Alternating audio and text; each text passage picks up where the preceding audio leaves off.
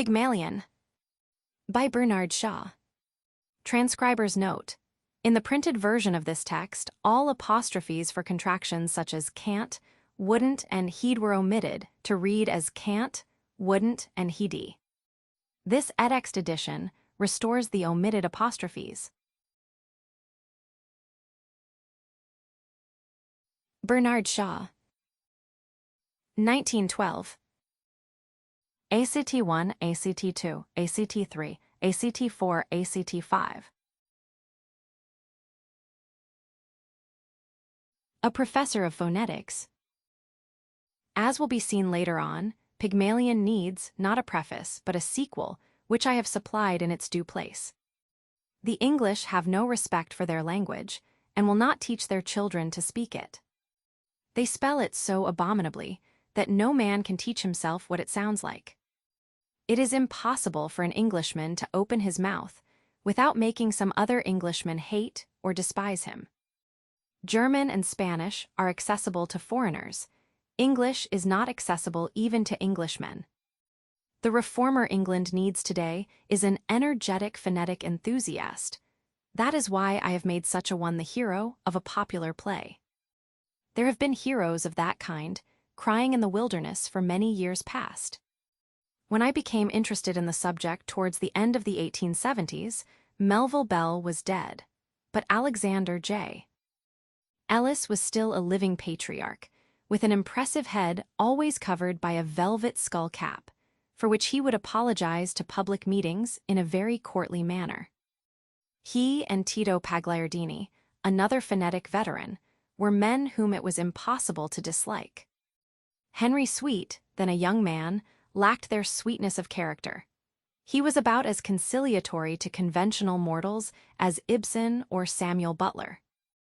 His great ability as a phonetician, he was, I think, the best of them all at his job, would have entitled him to high official recognition, and perhaps enabled him to popularize his subject, but for his satanic contempt for all academic dignitaries and persons in general who thought more of Greek than of phonetics. Once, in the days when the Imperial Institute rose in South Kensington, and Joseph Chamberlain was booming the empire, I induced the editor of a leading monthly review to commission an article from Sweet on the imperial importance of his subject. When it arrived, it contained nothing but a savagely derisive attack on a professor of language and literature, whose chair Sweet regarded as proper to a phonetic expert only.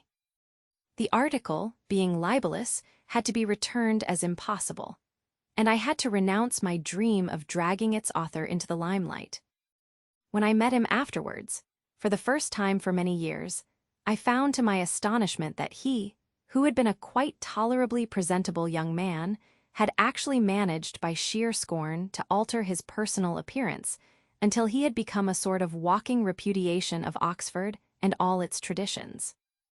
It must have been largely in his own despite that he was squeezed into something called a readership of phonetics there.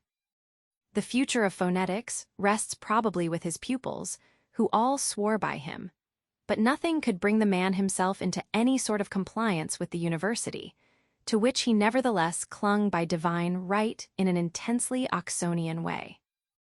I dare say his papers, if he has left any, include some satires that may be published without too destructive results 50 years hence. He was, I believe, not in the least an ill-natured man. Very much the opposite, I should say, but he would not suffer fools gladly. Those who knew him will recognize in my third act the allusion to the patent shorthand in which he used to write postcards, and which may be acquired from a 4 and 6-penny manual published by the Clarendon Press. The postcards which Mrs. Higgins describes are such as I have received from Sweet. I would decipher a sound which a Cockney would represent by zere, and a Frenchman by seu, and then write demanding with some heat what on earth it meant. Sweet, with boundless contempt for my stupidity, would reply that it not only meant but obviously was the word result, as no other word containing that sound, and capable of making sense with the context, existed in any language spoken on earth. That less expert mortals should require fuller indications was beyond Sweet's patience. Therefore, though the whole point of his current shorthand is that it can express every sound in the language perfectly, vowels as well as consonants, and that your hand has to make no stroke except the easy and current ones with which you write M, N, and U, L, P, and Q, scribbling them at whatever angle comes easiest to you. His unfortunate determination to make this remarkable and quite legible script serve also as a shorthand reduced it in his own practice to the most inscrutable of cryptograms. His true objective was the provision of a full, accurate, legible script for our noble but ill-dressed language. But he was led past that by his contempt for the popular Pitman system of shorthand, which he called the pitfall system. The triumph of Pitman was a triumph of business organization. There was a weekly paper to persuade you to learn Pitman. There were cheap textbooks and exercise books and transcripts of speeches for you to copy, and schools where experienced teachers coached you up to the necessary proficiency. Sweet could not organize his market in that fashion. He might as well have been the Sibyl who tore up the leaves of prophecy that nobody would attend to. The 4- and 6-penny manual, mostly in his lithographed handwriting, that was never vulgarly advertised, may perhaps someday be taken up by a syndicate and pushed upon the public as the Times pushed the Encyclopedia Britannica. But until then, it will certainly not prevail against Pitman. I have bought 3 copies of it during my lifetime, and I am informed by the publishers that its cloistered existence is still a steady and healthy one. I actually learned the system several times, and yet the shorthand in which I am writing these lines is Pitman's. And the reason is that my secretary cannot transcribe Sweet, having been perforce taught in the schools of Pitman. Therefore, Sweet railed at Pitman as vainly as the recites railed at Ajax. His raillery, however it may have eased his soul, gave no popular vogue to current shorthand. Pygmalion Higgins is not a portrait of Sweet, to whom the adventure of Eliza Doolittle would have been impossible. Still, as will be seen, there are touches of Sweet in the play. With Higgins's physique and temperament, Sweet might have set the Thames on fire. As it was, he impressed himself professionally on Europe to an extent that made his comparative personal obscurity, and the failure of Oxford to do justice to his eminence, a puzzle to foreign specialists in his subject. I do not blame Oxford, because I think Oxford is quite right in demanding a certain social amenity from its nurslings. Heaven knows it is not exorbitant in its requirements. For although I well know how hard it is for a man of genius with a seriously underrated subject to maintain serene and kindly relations with the men who underrate it, and who keep all the best places for less important subjects which they profess without originality, and sometimes without much capacity for them, still, if he overwhelms them with wrath and disdain, he cannot expect them to heap honors on him. Of the later generations of phoneticians, I know little. Among them towers the poet laureate, to whom perhaps Higgins may owe his Miltonic sympathies, though here again I must disclaim all portraiture. But if the play makes the public aware that there are such people as phoneticians, and that they are among the most important people in England at present, it will serve its turn. I wish to boast that Pygmalion has been an extremely successful play all over Europe and North America, as well as at home. It is so intensely and deliberately didactic, and its subject is esteemed so dry, that I delight in throwing it at the heads of the wiseacres who repeat the parrot cry that art should never be didactic. It goes to prove my contention that art should never be anything else. Finally, and for the encouragement of people troubled with accents that cut them off from all high employment, I may add that the change wrought by Professor Higgins in The Flower Girl is neither impossible nor uncommon.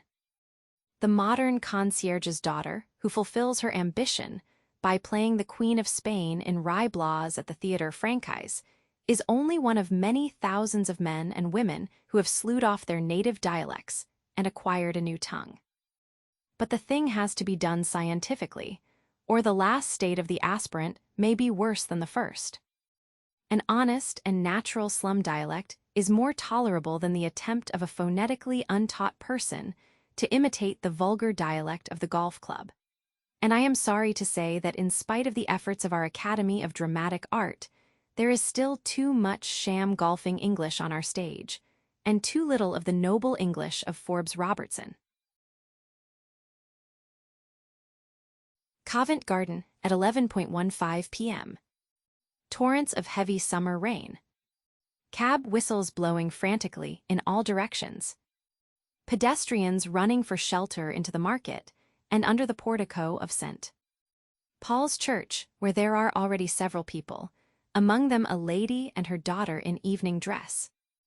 They are all peering out gloomily at the rain, except one man with his back turned to the rest, who seems wholly preoccupied with a notebook in which he is writing busily. The church clock strikes the first quarter. The daughter in the space between the central pillars, close to the one on her left, I'm getting chilled to the bone. What can Freddie be doing all this time? He's been gone 20 minutes. The mother on her daughter's right, not so long. But he ought to have got us a cab by this. A bystander on the lady's right, he won't get no cab not until 11:30, missus, when they come back after dropping their theatre fares. The mother. But we must have a cab. We can't stand here until 11:30. It's too bad. The bystander. Well, it ain't my fault, missus. The daughter. If Freddie had a bit of gumption, he would have got one at the theatre door. The mother. What could he have done, poor boy? The daughter. Other people got cabs. Why couldn't he? Freddie rushes in out of the rain from the Southampton Street side, and comes between them, closing a dripping umbrella. He is a young man of 20, in evening dress, very wet around the ankles. The daughter. Well, haven't you got a cab? Freddie. There's not one to be had for love or money. The mother. Oh, Freddie, there must be one. You can't have tried. The daughter. It's too tiresome. Do you expect us to go and get one ourselves? Freddie. I tell you they're all engaged. The rain was so sudden, nobody was prepared, and everybody had to take a cab. I've been to Charing Cross one way and nearly to Ludgate Circus the other, and they were all engaged. The mother. Did you try Trafalgar Square? Freddie. There wasn't one at Trafalgar Square. The daughter. Did you try? Freddie. I tried as far as Charing Cross Station. Did you expect me to walk to Hammersmith? The daughter. You haven't tried at all. The mother. You really are very helpless, Freddie. Go again, and don't come back until you have found a cab. Freddie. I shall simply get soaked for nothing. The daughter. And what about us? Are we to stay here all night in this draught, with next to nothing on? You selfish pig. Freddie. Oh, very well, I'll go. He opens his umbrella and dashes off strandwards, but comes into collision with a flower girl, who is hurrying in for shelter, knocking her basket out of her hands. A blinding flash of lightning, followed instantly by a rattling peal of thunder, orchestrates the incident. The flower girl. Now then, Freddie, look WHY Gowan D. Freddie. Sorry, he rushes off. The flower girl picking up her scattered flowers and replacing them in the basket. There's Menner's F. Yer. Tu Banches, O Voilets trod into the mad. She sits down on the plinth of the column, sorting her flowers on the lady's right. She is not at all an attractive person. She is perhaps 18, perhaps 20, hardly older. She wears a little sailor hat of black straw that has long been exposed to the dust and soot of London, and has seldom, if ever, been brushed. Her hair needs washing rather badly. Its mousy color can hardly be natural. She wears a shoddy black coat that reaches nearly to her knees and is shaped to her waist. She has a brown skirt with a coarse apron. Her boots are much the worse for wear. She is no doubt as clean as she can afford to be, but compared to the ladies she is very dirty. Her features are no worse than theirs, but their condition leaves something to be desired, and she needs the services of a dentist. The mother. How do you know that my son's name is Freddie, pray? The flower girl. Ow is you a san is he? Well, few dan why, duty bombs a mather should. E'd now better'n to spall a poor gels flazin than ran oi at bot pien. Will you pie me f them? Here, with apologies, this desperate attempt to represent her dialect without a phonetic alphabet must be abandoned as unintelligible outside London. The daughter. Do nothing of the sort, mother. The idea. The mother. Please allow me, Clara. Have you any pennies? The daughter. No. I've nothing smaller than sixpence. The flower girl. Hopefully I can give you change for a tanner, kind lady.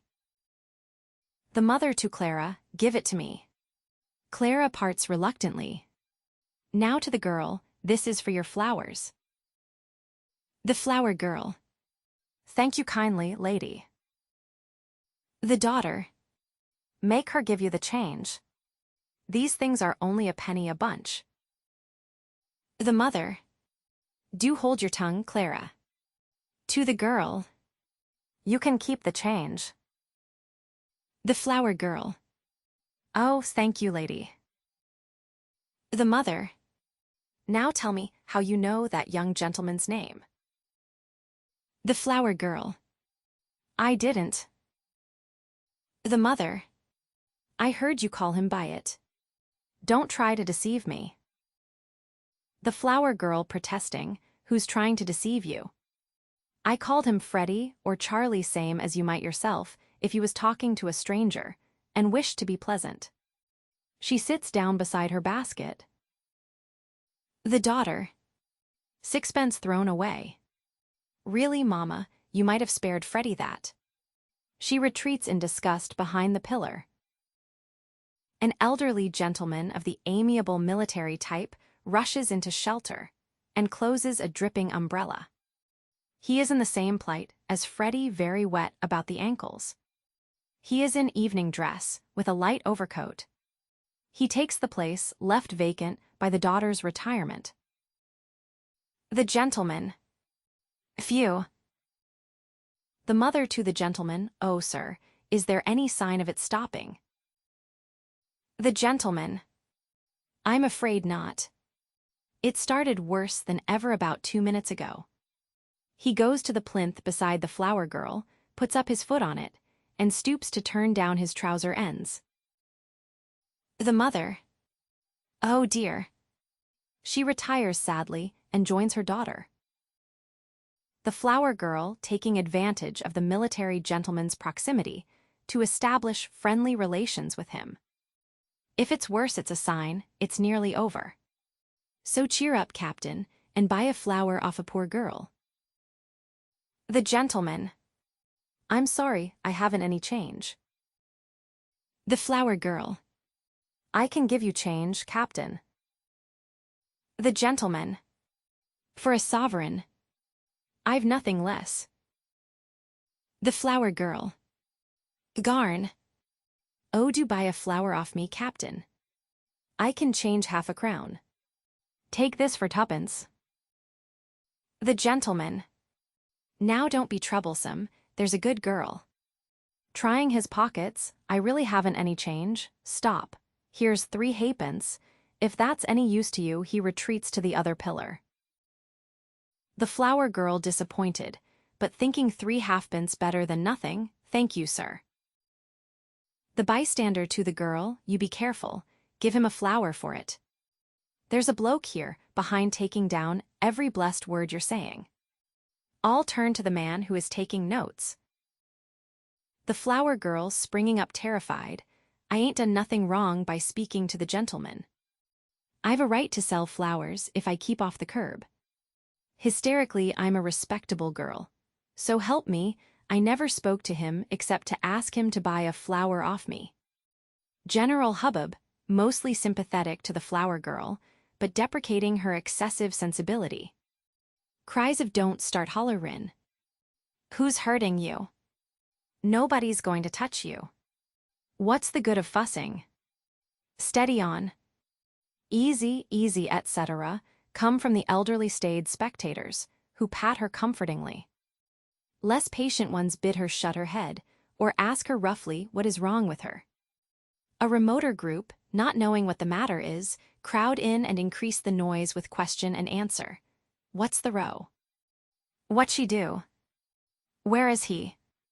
A tech taking her down. What? Him. Yes, him over there. Took money off the gentleman, etc. The flower girl, distraught and mobbed, breaks through them to the gentleman, crying mildly, "Oh, sir, don't let him charge me. You dunno what it means to me. They'll take away my character, and drive me on the streets for speaking to gentlemen. They." The note-taker, coming forward on her right, the rest crowding after him. There. Who's hurting you, you silly girl? What do you take me for? The bystander. It's all right, he's a gentleman, look at his boots. Explaining to the note-taker, she thought you was a copper's nark, sir. The note-taker with quick interest, what's a copper's nark? The bystander inept at definition, it's a copper's nark, as you might say. What else would you call it? A sort of informer. The flower girl still hysterical, I take my Bible oath, I never said a word. The note-taker overbearing but good-humored, oh, shut up. Do I look like a policeman? The flower girl far from reassured, then what did you take down my words for? How do I know whether you took me down right? You just show me what you've wrote about me. The note-taker opens his book and holds it steadily under her nose, though the pressure of the mob trying to read it over his shoulders would upset a weaker man. What's that? That ain't proper writing. I can't read that. The note-taker. I can. Reads, reproducing her pronunciation exactly. Cheer ap, Captain, N. Haya flar orfa porgel. The flower girl much distressed it's, because I called him Captain. I meant no harm. To the gentleman, oh, sir, don't let him lay a charge agin me for a word like that. You. The gentleman. Charge. I make no charge. To the note-taker, really, sir, if you are a detective, you need not begin protecting me against molestation by young women until I ask you. Anybody could see that the girl meant no harm. The bystanders generally demonstrating against police espionage, course they could. What business is it of yours? You mind your own affairs. He wants promotion, he does. Taking down people's words. Girl never said a word to him. What harm if she did? Nice thing a girl can't shelter from the rain without being insulted, etc., etc., etc. She is conducted by the more sympathetic demonstrators back to her plinth, where she resumes her seat and struggles with her emotion. The bystander. He ain't a tech. He's a blooming busybody, that's what he is. I tell you, look at his boots. The note-taker turning on him genially, and how are all your people down at Chelsea? The bystander, suspiciously, who told you my people come from Chelsea? The note-taker. Never you mind. They did. To the girl, how do you come to be up so far east? You were born in Lisson Grove. The flower girl, appalled, oh, what harm is there in my leaving Lisson Grove? It wasn't fit for a pig to live in, and I had to pay 4 and 6 a week. In tears, oh, boo-hoo, ooh. The note taker. Live where you like, but stop that noise. The gentleman to the girl, come, come. He can't touch you, you have a right to live where you please. A sarcastic bystander, thrusting himself between the note-taker and the gentleman Park Lane, for instance. I'd like to go into the housing question with you, I would. The flower girl, subsiding into a brooding melancholy over her basket, and talking very low-spiritedly to herself. I'm a good girl, I am. The sarcastic bystander not attending to her. Do you know where I come from?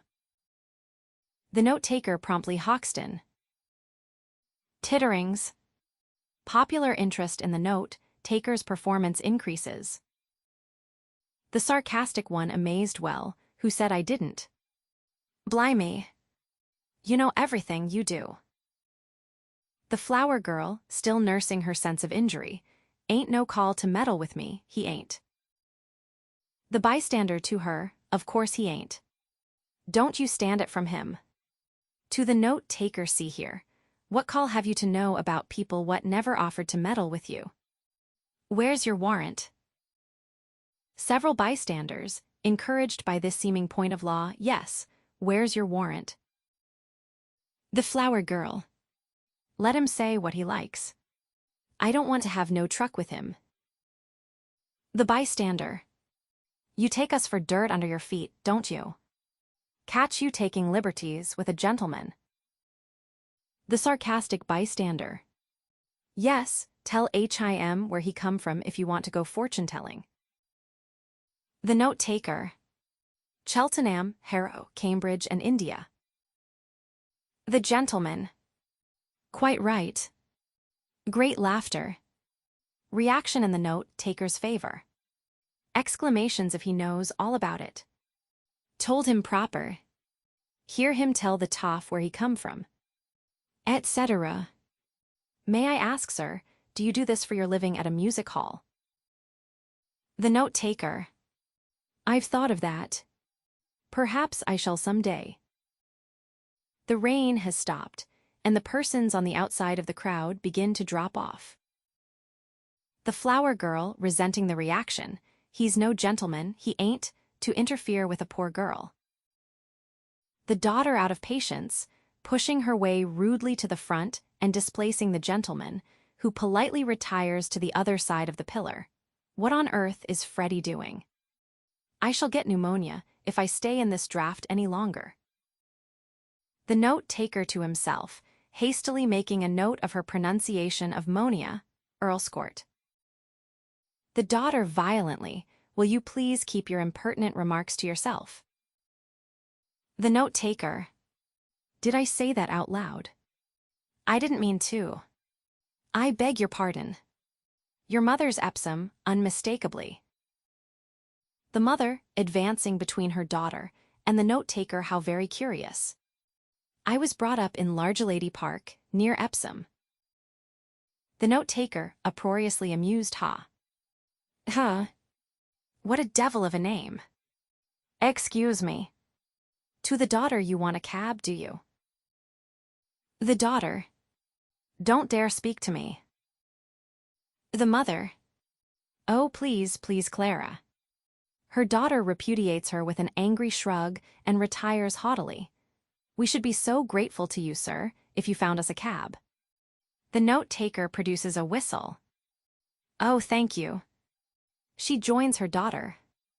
The note-taker blows a piercing blast. The sarcastic bystander.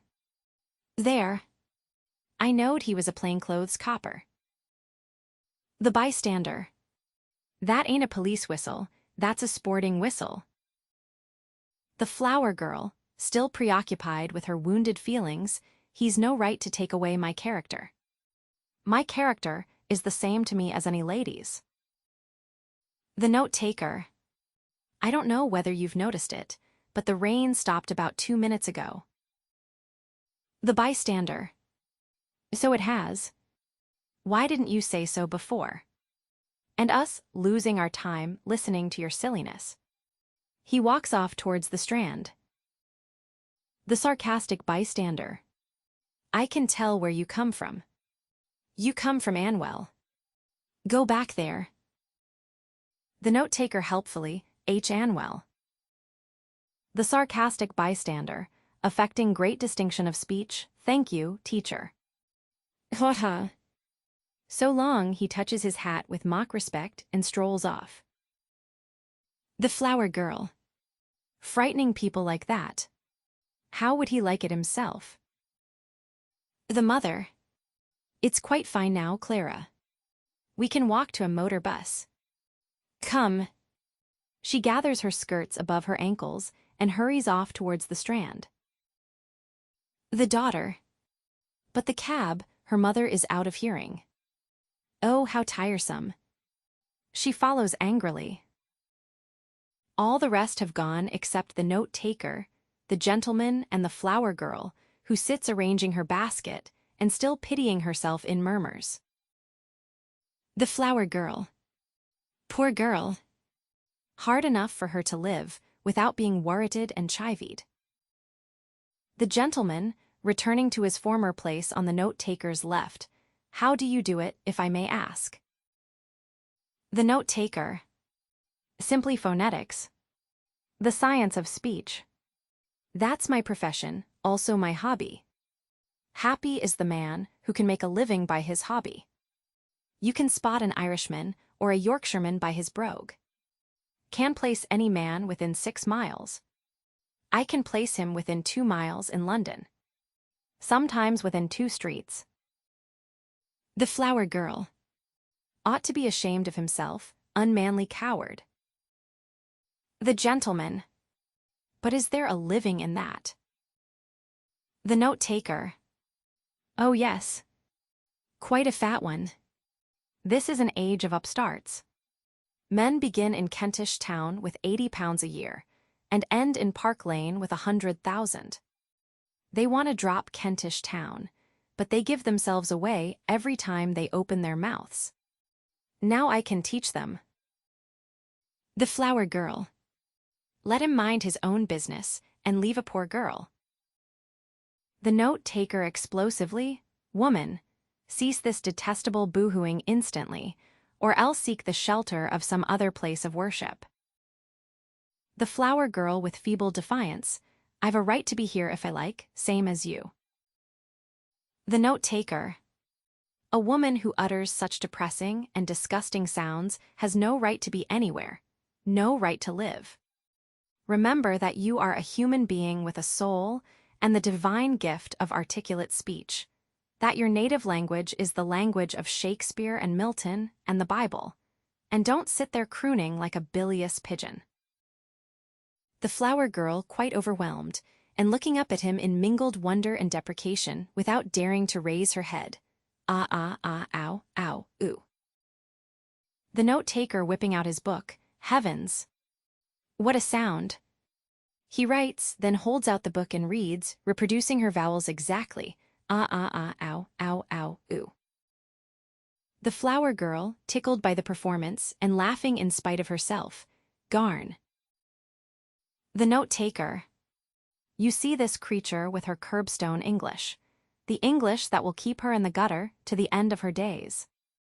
Well, sir, in 3 months I could pass that girl off as a duchess at an ambassador's garden party. I could even get her a place as lady's maid or shop assistant, which requires better English. That's the sort of thing I do for commercial millionaires. And on the profits of it, I do genuine scientific work in phonetics, and a little as a poet on Miltonic lines. The gentleman.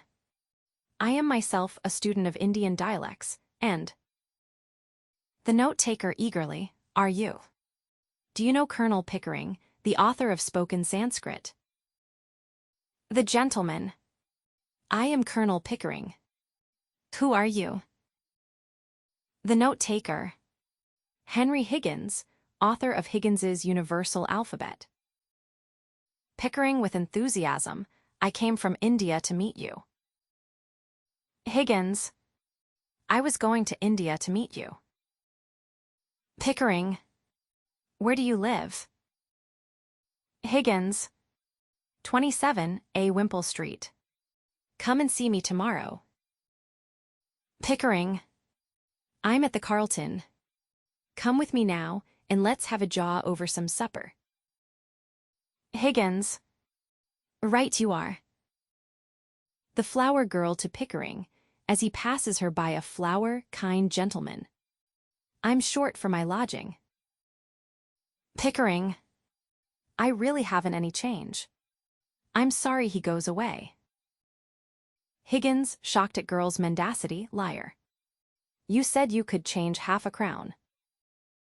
The flower girl, rising in desperation. You ought to be stuffed with nails, you ought. Flinging the basket at his feet, take the whole blooming basket for 6pence. The church clock strikes the 2nd quarter. Higgins hearing in it the voice of God, rebuking him for his Pharisaic want of charity to the poor girl, a reminder. He raises his hat solemnly, then throws a handful of money into the basket and follows Pickering. The flower girl picking up a half-crown, ah, ow, ooh. Picking up a couple of florins, ah, ow, zoo. Picking up several coins, ah, ow, ooh. Picking up a half-sovereign, osea, ow, ooh. Freddie, springing out of a taxicab, got one at last. Hallo. To the girl, where are the 2 ladies that were here? The flower girl. They walked to the bus when the rain stopped. Freddie. And left me with a cab on my hands. Damnation. The flower girl with grandeur. Never you mind, young man. I'm going home in a taxi. She sails off to the cab. The driver puts his hand behind him and holds the door firmly shut against her. Quite understanding his mistrust, she shows him her handful of money. 8pence ain't no object to me, Charlie. He grins and opens the door. Angel Court, Drury Lane, round the corner of Micklejohn's oil shop. Let's see how fast you can make her hop it. She gets in and pulls the door to with a slam as the taxicab starts. Freddie. Well, I'm dashed. Next day at 11 a.m. Higgins's laboratory in Wimpole Street. It is a room on the 1st floor, looking on the street, and was meant for the drawing room. The double doors are in the middle of the back hall, and persons entering find in the corner to their right 2 tall file cabinets at right angles to one another against the walls. In this corner stands a flat writing table, on which are a phonograph, a laryngoscope, a row of tiny organ pipes with a bellows, a set of lamp chimneys for singing flames with burners attached to a gas plug in the wall by an India rubber tube, several tuning forks of different sizes, a life-size image of half a human head, showing in section the vocal organs, and a box containing a supply of wax cylinders for the phonograph. Further down the room, on the same side, is a fireplace, with a comfortable leather-covered easy chair at the side of the hearth nearest the door, and a coal scuttle. There is a clock on the mantelpiece. Between the fireplace and the phonograph table is a stand for newspapers. On the other side of the central door, to the left of the visitor, is a cabinet of shallow drawers. On it is a telephone and the telephone directory. The corner beyond, and most of the side wall, is occupied by a grand piano, with the keyboard at the end furthest from the door, and a bench for the player extending the full length of the keyboard. On the piano is a dessert dish heaped with fruit and sweets, mostly chocolates. The middle of the room is clear. Besides the easy chair, the piano bench, and 2 chairs at the phonograph table, there is one stray chair. It stands near the fireplace. On the walls, engravings, mostly Piranesi and mezzotint portraits. No paintings. Pickering is seated at the table, putting down some cards and a tuning fork which he has been using. Higgins is standing up near him, closing 2 or 3 file drawers which are hanging out. He appears in the morning light as a robust, vital, appetizing sort of man of 40 or thereabouts, dressed in a professional-looking black frock coat with a white linen collar and black silk tie. He is of the energetic, scientific type, heartily, even violently interested in everything that can be studied as a scientific subject, and careless about himself and other people, including their feelings. He is, in fact, but for his years and size, rather like a very impetuous baby, taking notice, eagerly and loudly, and requiring almost as much watching to keep him out of unintended mischief.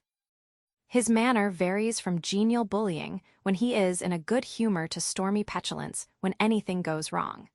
But he is so entirely frank and void of malice that he remains likable even in his least reasonable moments. Higgins as he shuts the last drawer, well, I think that's the whole show. Pickering. It's really amazing. I haven't taken half of it in, you know. Higgins. Would you like to go over any of it again? Pickering rising and coming to the fireplace, where he plants himself with his back to the fire. No, thank you, not now. I'm quite done up for this morning. Higgins following him and standing beside him on his left, tired of listening to sounds. Pickering. Yes.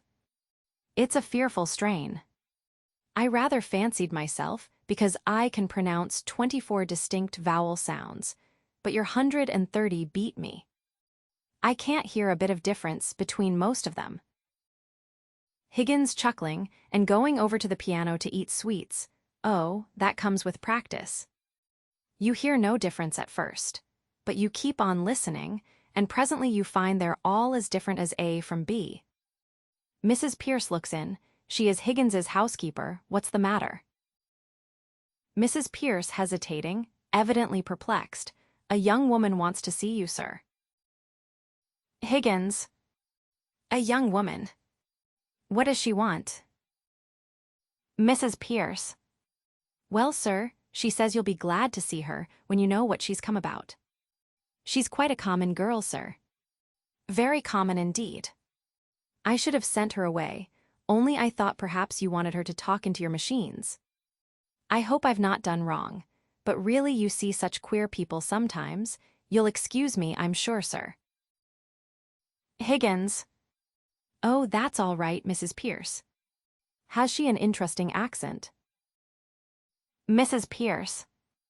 Oh, something dreadful, sir, really. I don't know how you can take an interest in it. Higgins to Pickering, let's have her up. Show her up, Mrs. Pierce. He rushes across to his working table and picks out a cylinder to use on the phonograph. Mrs. Pierce only half resigned to it. Very well, sir. It's for you to say. She goes downstairs. Higgins. This is rather a bit of luck. I'll show you how I make records. We'll set her talking, and I'll take it down first in Belle's visible speech, then in broad rhomic, and then we'll get her on the phonograph so that you can turn her on as often as you like with the written transcript before you. Mrs. Pierce returning. This is the young woman, sir. The flower girl enters in state. She has a hat with 3 ostrich feathers, orange, sky blue, and red. She has a nearly clean apron, and the shoddy coat has been tidied a little. The pathos of this deplorable figure, with its innocent vanity and consequential air, touches Pickering, who has already straightened himself in the presence of Mrs. Pierce. But as to Higgins, the only distinction he makes between men and women is that when he is neither bullying nor exclaiming to the heavens against some featherweight cross, he coaxes women as a child coaxes its nurse when it wants to get anything out of her.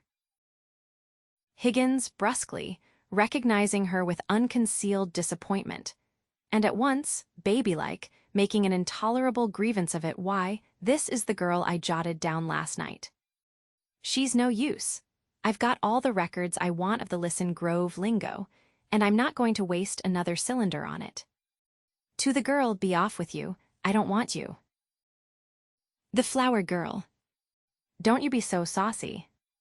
You ain't heard what I come for yet. To Mrs. Pierce, who is waiting at the door for further instruction, did you tell him I come in a taxi? Mrs. Pierce. Nonsense, girl. What do you think a gentleman like Mr. Higgins cares what you came in? The flower girl. Oh, we are proud. He ain't above giving lessons, not him.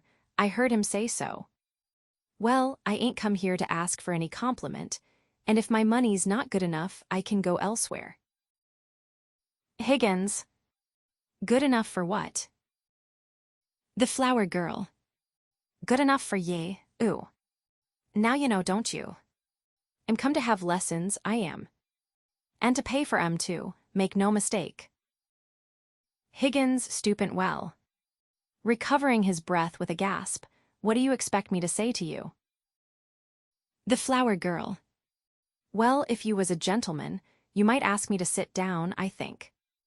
Don't I tell you I'm bringing you business? Higgins. Pickering, shall we ask this baggage to sit down, or shall we throw her out of the window? The flower girl, running away in terror to the piano, where she turns at bay, ow, ow, ow, ooh. Wounded and whimpering, I won't be called a baggage when I've offered to pay like any lady. Motionless, the two men stare at her from the other side of the room, amazed. Pickering gently, what is it you want, my girl? The flower girl. I want to be a lady in a flower shop stead of selling at the corner of Tottenham Court Road. But they won't take me unless can talk more genteel. He said he could teach me. Well, here I am ready to pay him, not asking any favor, and he treats me as if I was dirt. Mrs. Pierce. How can you be such a foolish, ignorant girl as to think you could afford to pay Mr. Higgins? The flower girl.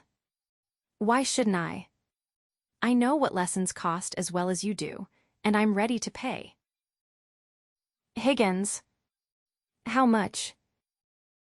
The flower girl coming back to him, triumphant. Now you're talking.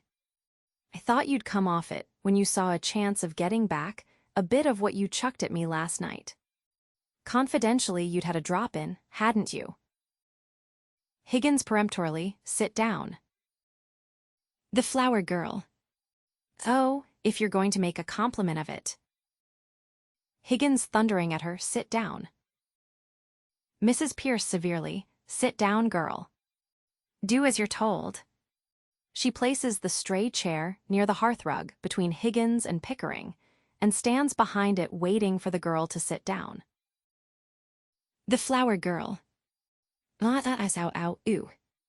She stands half rebellious, half bewildered. Pickering very courteous, won't you sit down? Liza coyly, don't mind if I do. She sits down. Pickering returns to the hearthrug. Higgins. What's your name? The flower girl. Eliza Doolittle. Higgins declaiming gravely, Eliza, Elizabeth, Betsy, and Bess, they went to the woods to get a bird's nest. Pickering. They found a nest with 4 eggs in it. Higgins. They took 1 apiece and left 3 in it. They laugh heartily at their own wit. Eliza.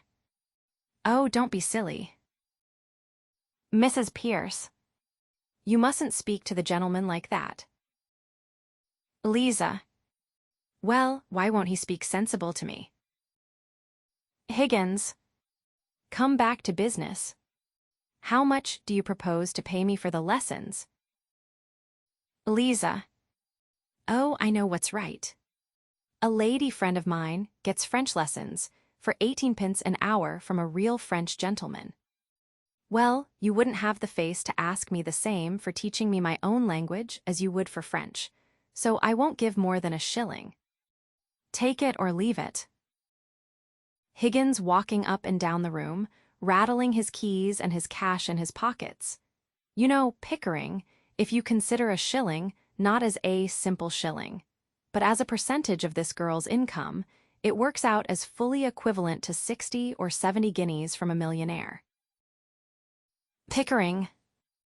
How so? Higgins. Figure it out. A millionaire has about £150 a day. She earns about half a crown. Liza haughtily, who told you I only? Higgins continuing, she offers me 2/5 of her day's income for a lesson. 2/5 of a millionaire's income for a day would be somewhere about £60. It's handsome. By George, it's enormous. It's the biggest offer I ever had. Liza rising, terrified, £60. What are you talking about? I never offered you £60. Where would I get? Higgins. Hold your tongue. Liza weeping, but I ain't got £60. Oh. Mrs. Pierce. Don't cry, you silly girl. Sit down. Nobody is going to touch your money. Higgins. Somebody is going to touch you with a broomstick if you don't stop sniveling. Sit down. Liza obeying slowly, ooh, oh. One would think you was my father. Higgins. If I decide to teach you, I'll be worse than 2 fathers to you. Here he offers her his silk handkerchief. Liza. What's this for? Higgins. To wipe your eyes. To wipe any part of your face that feels moist. Remember, that's your handkerchief, and that's your sleeve. Don't mistake the one for the other if you wish to become a lady in a shop. Liza, utterly bewildered, stares helplessly at him. Mrs. Pierce. It's no use talking to her like that, Mr. Higgins. She doesn't understand you. Besides, you're quite wrong. She doesn't do it that way at all. She takes the handkerchief. Liza snatching it here. You give me that handkerchief. He give it to me, not to you. Pickering laughing he did. I think it must be regarded as her property, Mrs. Pierce. Mrs. Pierce resigning herself. Serve you right, Mr. Higgins. Pickering. Higgins, I'm interested. What about the ambassador's garden party? I'll say you're the greatest teacher alive if you make that good. I'll bet you all the expenses of the experiment you can't do it. And I'll pay for the lessons. Liza. Oh, you are real good. Thank you, Captain. Higgins tempted, looking at her it's almost irresistible. She's so deliciously low, so horribly dirty. Liza protesting extremely, ow, ooh. I ain't dirty. I washed my face and hands afore I come, I did. Pickering. You're certainly not going to turn her head with flattery, Higgins.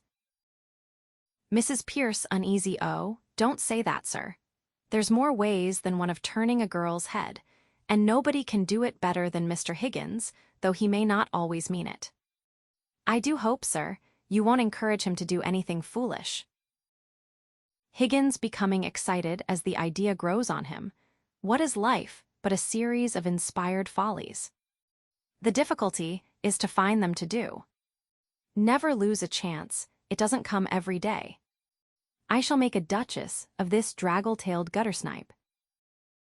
Liza strongly deprecating this view of her ow, ooh.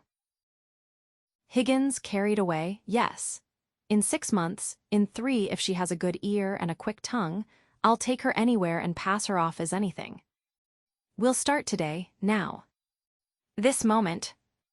Take her away and clean her, Mrs. Pierce. Monkey brand, if it won't come off any other way.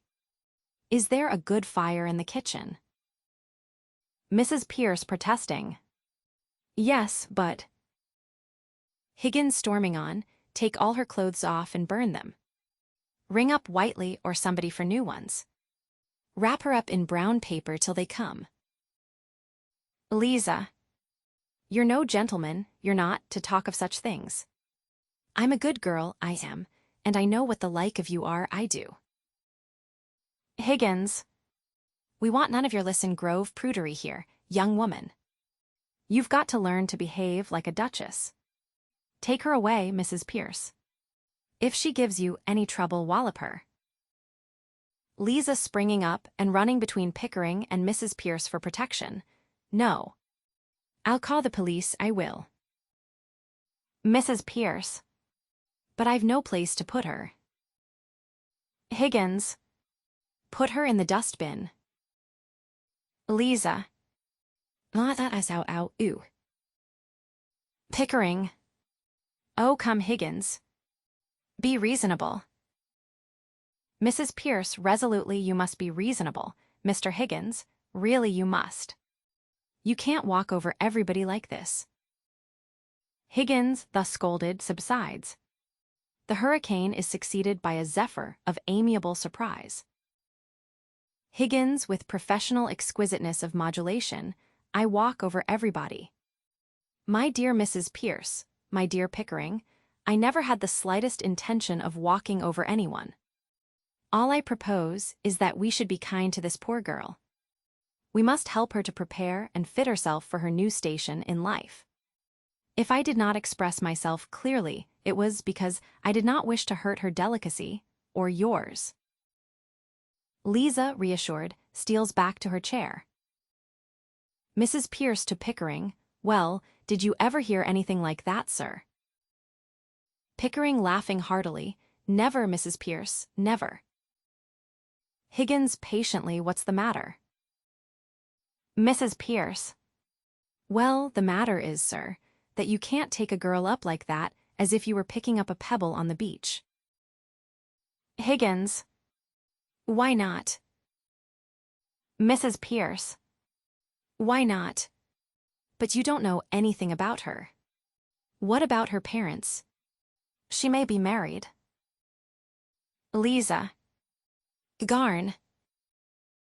Higgins. There. As the girl very properly says, Garn. Married indeed. Don't you know that a woman of that class looks a worn-out drudge of 50 a year after she's married? Eliza. Who'd marry me? Higgins, suddenly resorting to the most thrillingly beautiful low tones in his best elocutionary style. By George, Eliza, the streets will be strewn with the bodies of men shooting themselves for your sake before I've done with you. Mrs. Pierce. Nonsense, sir. You mustn't talk like that to her.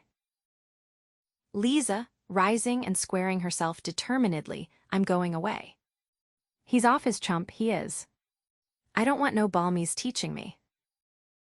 Higgins, wounded in his tenderest point by her insensibility to his elocution. Oh, indeed. I'm mad, am I? Very well, Mrs. Pierce.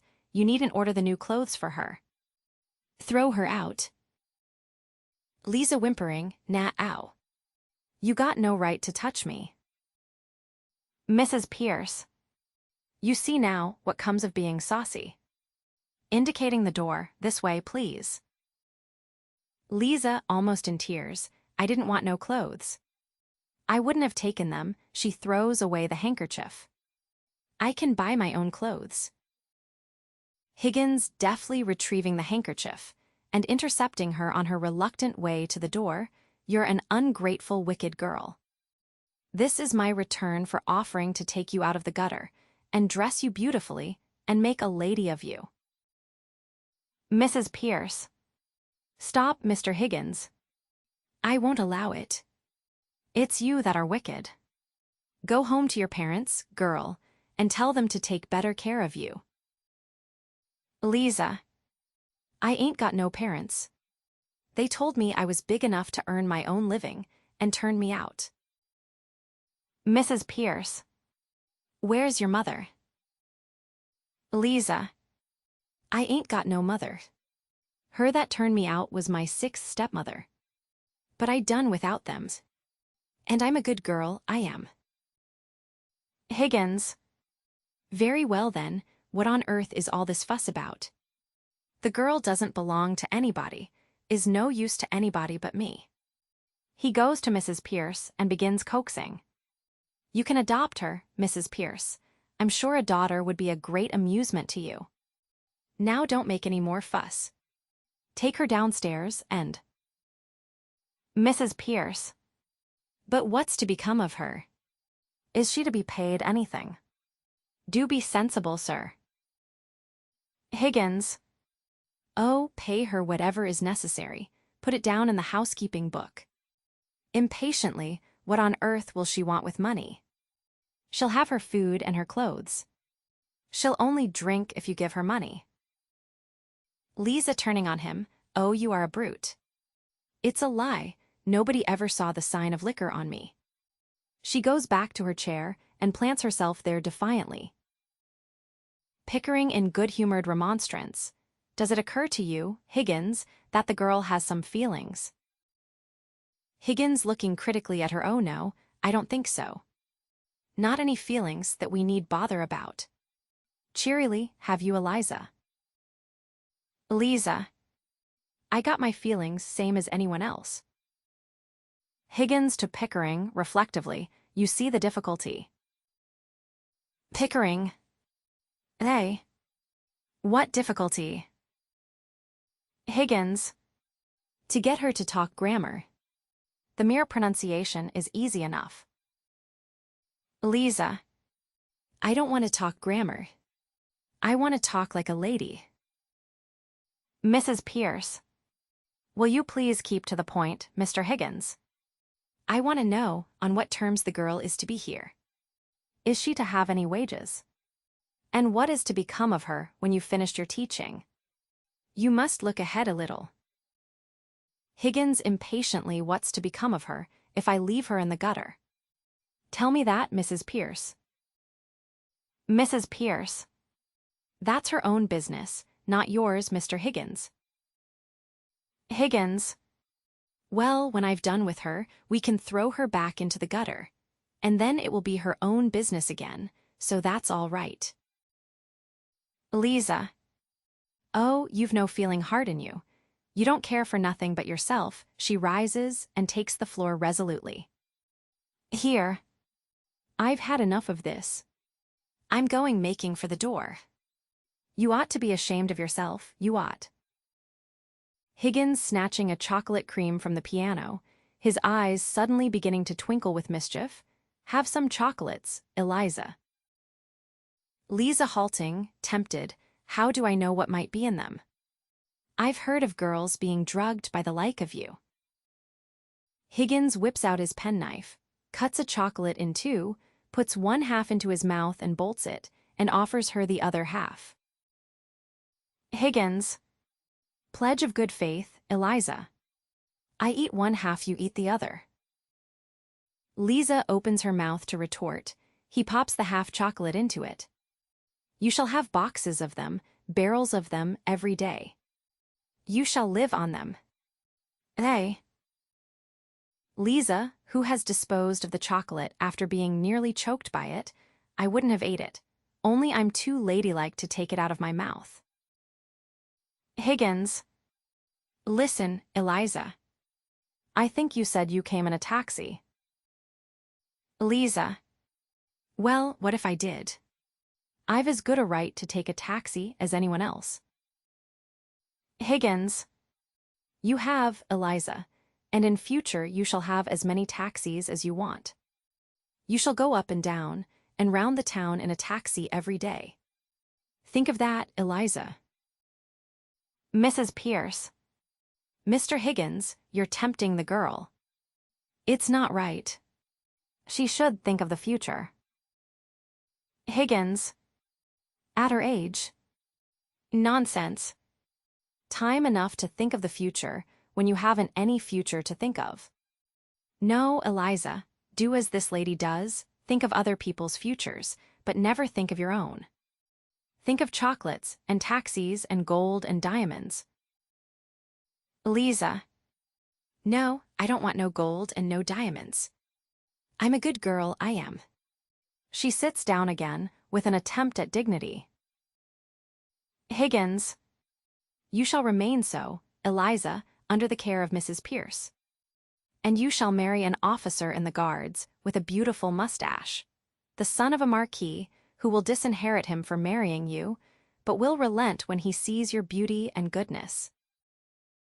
Pickering. Excuse me, Higgins, but I really must interfere. Mrs. Pierce is quite right. If this girl is to put herself in your hands for 6 months for an experiment in teaching, she must understand thoroughly what she's doing. Higgins. How can she? She's incapable of understanding anything. Besides, do any of us understand what we are doing? If we did, would we ever do it? Pickering. Very clever, Higgins, but not sound sense. To Eliza, Miss Doolittle. Lisa overwhelmed, ow, ooh. Higgins. There. That's all you get out of Eliza. Ow, ooh. No use explaining. As a military man, you ought to know that. Give her orders, that's what she wants. Eliza, you are to live here for the next 6 months, learning how to speak beautifully, like a lady in a florist's shop. If you're good and do whatever you're told, you shall sleep in a proper bedroom, and have lots to eat, and money to buy chocolates and take rides in taxis. If you're naughty and idle, you will sleep in the back kitchen among the black beetles, and be walloped by Mrs. Pierce with a broomstick. At the end of 6 months, you shall go to Buckingham Palace in a carriage, beautifully dressed. If the king finds out you're not a lady, you will be taken by the police to the Tower of London, where your head will be cut off as a warning to other presumptuous flower girls. If you are not found out, you shall have a present of 7 and 6pence to start life with as a lady in a shop. If you refuse this offer, you will be a most ungrateful and wicked girl, and the angels will weep for you. To Pickering, now are you satisfied, Pickering? To Mrs. Pierce, can I put it more plainly and fairly, Mrs. Pierce? Mrs. Pierce, patiently, I think you'd better let me speak to the girl properly in private. I don't know that I can take charge of her or consent to the arrangement at all. Of course, I know you don't mean her any harm, but when you get what you call interested in people's accents, you never think or care what may happen to them or you. Come with me, Eliza. Higgins. That's all right. Thank you, Mrs. Pierce. Bundle her off to the bathroom. Lisa, rising reluctantly and suspiciously, you're a great bully, you are. I won't stay here if I don't like. I won't let nobody wallop me. I never asked to go to Buckingham Palace, I didn't. I was never in trouble with the police, not me. I'm a good girl. Mrs. Pierce. Don't answer back, girl. You don't understand the gentleman. Come with me. She leads the way to the door and holds it open for Eliza. Lisa, as she goes out, well, what I say is right. I won't go near the king, not if I'm going to have my head cut off. If I'd known what I was letting myself in for, I wouldn't have come here. I always been a good girl, and I never offered to say a word to him, and I don't owe him nothing, and I don't care, and I won't be put upon, and I have my feelings the same as anyone else. Mrs. Pierce shuts the door, and Eliza's plaints are no longer audible. Pickering comes from the hearth to the chair, and sits astride it with his arms on the back. Pickering. Excuse the straight question, Higgins. Are you a man of good character, where women are concerned? Higgins moodily. Have you ever met a man of good character, where women are concerned? Pickering. Yes, very frequently. Higgins dogmatically, lifting himself on his hands to the level of the piano, and sitting on it with a bounce. Well, I haven't. I find that the moment I let a woman make friends with me, she becomes jealous, exacting, suspicious, and a damned nuisance. I find that the moment I let myself make friends with a woman, I become selfish and tyrannical. Women upset everything. When you let them into your life, you find that the woman is driving at one thing and you're driving at another. Pickering. At what, for example? Higgins coming off the piano restlessly. Oh, Lord knows. I suppose the woman wants to live her own life, and the man wants to live his, and each tries to drag the other on to the wrong track. One wants to go north and the other south, And the result is that both have to go east, though they both hate the east wind. He sits down on the bench at the keyboard. So here I am, a confirmed old bachelor, and likely to remain so. Pickering rising and standing over him gravely. Come, Higgins. You know what I mean. If I'm to be in this business, I shall feel responsible for that girl. I hope it's understood that no advantage is to be taken of her position. Higgins. What? That thing. Sacred, I assure you. Rising to explain, you see, she'll be a pupil, and teaching would be impossible unless pupils were sacred. I've taught scores of American millionairesses how to speak English, the best-looking women in the world.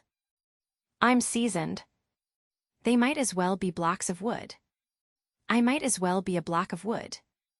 It's... Mrs. Pierce opens the door. She has Eliza's hat in her hand. Pickering retires to the easy chair at the hearth and sits down. Higgins eagerly, well, Mrs. Pierce, is it all right? Mrs. Pierce at the door, I just wish to trouble you with a word, if I may, Mr. Higgins. Higgins. Yes, certainly. Come in. She comes forward. Don't burn that, Mrs. Pierce. I'll keep it as a curiosity. He takes the hat. Mrs. Pierce. Handle it carefully, sir, please. I had to promise her not to burn it, but I had better put it in the oven for a while. Higgins putting it down hastily on the piano. Oh. Thank you. Well, what have you to say to me? Pickering. Am I in the way? Mrs. Pierce. Not at all, sir. Mr. Higgins, will you please be very particular what you say before the girl? Higgins sternly, of course. I'm always particular about what I say. Why do you say this to me? Mrs. Pierce, unmoved, no, sir. You're not at all particular when you've mislaid anything or when you get a little impatient. Now it doesn't matter before me, I'm used to it. But you really must not swear before the girl. Higgins indignantly, I swear. Most emphatically, I never swear. I detest the habit. What the devil do you mean? Mrs. Pierce, stolidly, that's what I mean, sir. You swear a great deal too much. I don't mind your damning and blasting, and what the devil and where the devil and who the devil. Higgins. Really? Mrs. Pierce, this language from your lips. Mrs. Pierce, not to be put off, but there is a certain word I must ask you not to use. The girl has just used it herself because the bath was too hot. It begins with the same letter as bath. She knows no better, she learnt it at her mother's knee. But she must not hear it from your lips. Higgins loftily, I cannot charge myself with having ever uttered it, Mrs. Pierce. She looks at him steadfastly. He adds, hiding an uneasy conscience with a judicial air, except perhaps in a moment of extreme and justifiable excitement. Mrs. Pierce. Only this morning, sir, you applied it to your boots, to the butter, and to the brown bread. Higgins. Oh, that. Mere alliteration, Mrs. Pierce, natural to a poet. Mrs. Pierce. Well, sir, whatever you choose to call it, I beg you not to let the girl hear you repeat it. Higgins. Oh, very well, very well. Is that all? Mrs. Pierce. No, sir. We shall have to be very particular with this girl as to personal cleanliness. Higgins. Certainly. Quite right. Most important. Mrs. Pierce. I mean not to be slovenly about her dress, or untidy in leaving things about. Higgins going to her solemnly, just so. I intended to call your attention to that he passes on to Pickering, who is enjoying the conversation immensely. It is these little things that matter, Pickering. Take care of the pence, and the pounds will take care of themselves is as true of personal habits as of money. He comes to anchor on the hearthrug, with the air of a man in an unassailable position. Mrs. Pierce. Yes, sir. Then might I ask you not to come down to breakfast in your dressing gown, or at any rate not to use it as a napkin to the extent you do, sir. And if you would be so good as not to eat everything off the same plate, and to remember not to put the porridge saucepan out of your hand on the clean tablecloth, it would be a better example to the girl. You know you nearly choked yourself with a fishbone in the jam only last week. Higgins, rooted from the hearthrug, and drifting back to the piano, I may do these things sometimes in absence of mind, but surely I don't do them habitually. Angrily, by the way, my dressing gown smells most damnably of benzene. Mrs. Pierce. No doubt it does, Mr. Higgins. But if you will wipe your fingers. Higgins yelling, oh, very well, I'll wipe them in my hair in future. Mrs. Pierce. I hope you're not offended, Mr. Higgins. Higgins, shocked at finding himself thought capable of an unamiable sentiment. Not at all, not at all. You're quite right, Mrs. Pierce. I shall be particularly careful before the girl. Is that all? Mrs. Pierce. No, sir. Might she use some of those Japanese dresses you brought from abroad? I really can't put her back into her old things. Higgins. Certainly. Anything you like. Is that all? Mrs. Pierce. Thank you, sir. That's all. She goes out. Higgins. You know, Pickering, that woman has the most extraordinary ideas about me. Here I am, a shy, diffident sort of man. I've never been able to feel really grown up and tremendous, like other chaps. And yet she's firmly persuaded that I'm an arbitrary, overbearing, bossing kind of person. I can't account for it. Mrs. Pierce returns. Mrs. Pierce. If you please, sir, the trouble's beginning already. There's a dustman downstairs, Alfred Doolittle, wants to see you. He says you have his daughter here. Pickering rising few. I say. He retreats to the hearthrug. Higgins promptly, send the blackguard up. Mrs. Pierce. Oh, very well, sir. She goes out. Pickering. He may not be a blackguard, Higgins. Higgins. Nonsense. Of course he's a blackguard. Pickering. Whether he is or not, I'm afraid we shall have some trouble with him. Higgins confidently, oh no, I think not. If there's any trouble he shall have it with me, not I with him. And we are sure to get something interesting out of him. Pickering. About the girl. Higgins. No. I mean his dialect. Pickering. Oh. Mrs. Pierce at the door, Doolittle, sir. She admits Doolittle and retires. Alfred Doolittle is an elderly but vigorous dustman, clad in the costume of his profession, including a hat with a back brim covering his neck and shoulders. He has well-marked and rather interesting features, and seems equally free from fear and conscience. He has a remarkably expressive voice, the result of a habit of giving vent to his feelings without reserve. His present pose is that of wounded honor and stern resolution. Doolittle at the door, uncertain which of the two gentlemen is his man, Professor Higgins. Higgins. Here. Good morning. Sit down. Doolittle. Morning, Governor. He sits down magisterially. I come about a very serious matter, Governor. Higgins to Pickering, brought up in Hounslow. Mother Welsh, I should think. Doolittle opens his mouth, amazed. Higgins continues, What do you want, Doolittle? Doolittle menacingly, I want my daughter. That's what I want. See. Higgins. Of course you do. You're her father, aren't you? You don't suppose anyone else wants her, do you?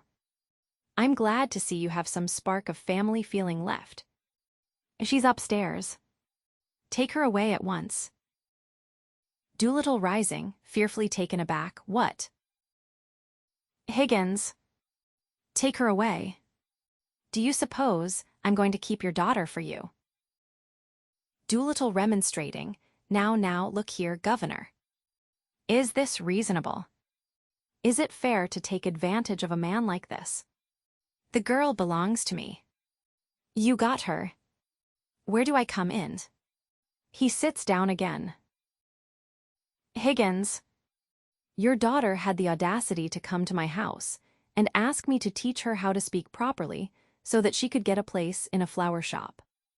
This gentleman and my housekeeper have been here all the time. Bullying him, how dare you come here and attempt to blackmail me? You sent her here on purpose. Doolittle protesting, no, Governor. Higgins. You must have. How else could you possibly know that she is here? Doolittle. Don't take a man up like that, Governor. Higgins. The police shall take you up. This is a plot to extort money by threats. I shall telephone for the police. He goes resolutely to the telephone and opens the directory. Doolittle. Have I asked you for a brass farthing? I leave it to the gentleman here. Have I said a word about money? Higgins throwing the book aside and marching down on Doolittle with a poser. What else did you come for? Doolittle sweetly, well, what would a man come for? Be human, Governor. Higgins disarmed. Alfred, did you put her up to it? Doolittle. So help me, Governor, I never did. I take my Bible oath, I ain't seen the girl these 2 months past. Higgins. Then how did you know she was here? Doolittle most musical, most melancholy. I'll tell you, Governor, if you'll only let me get a word in. I'm willing to tell you. I'm wanting to tell you. I'm waiting to tell you. Higgins.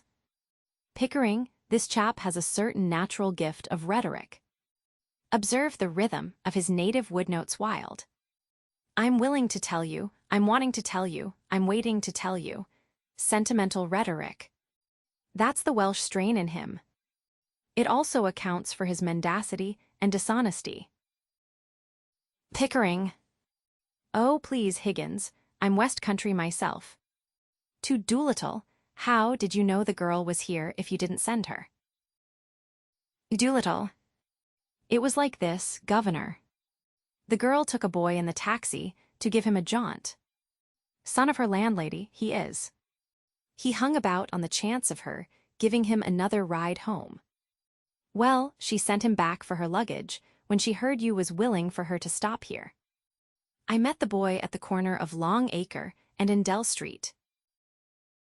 Higgins. Public house. Yes. Doolittle. The poor man's club, Governor, why shouldn't I? Pickering. Do let him tell his story, Higgins. Doolittle. He told me what was up.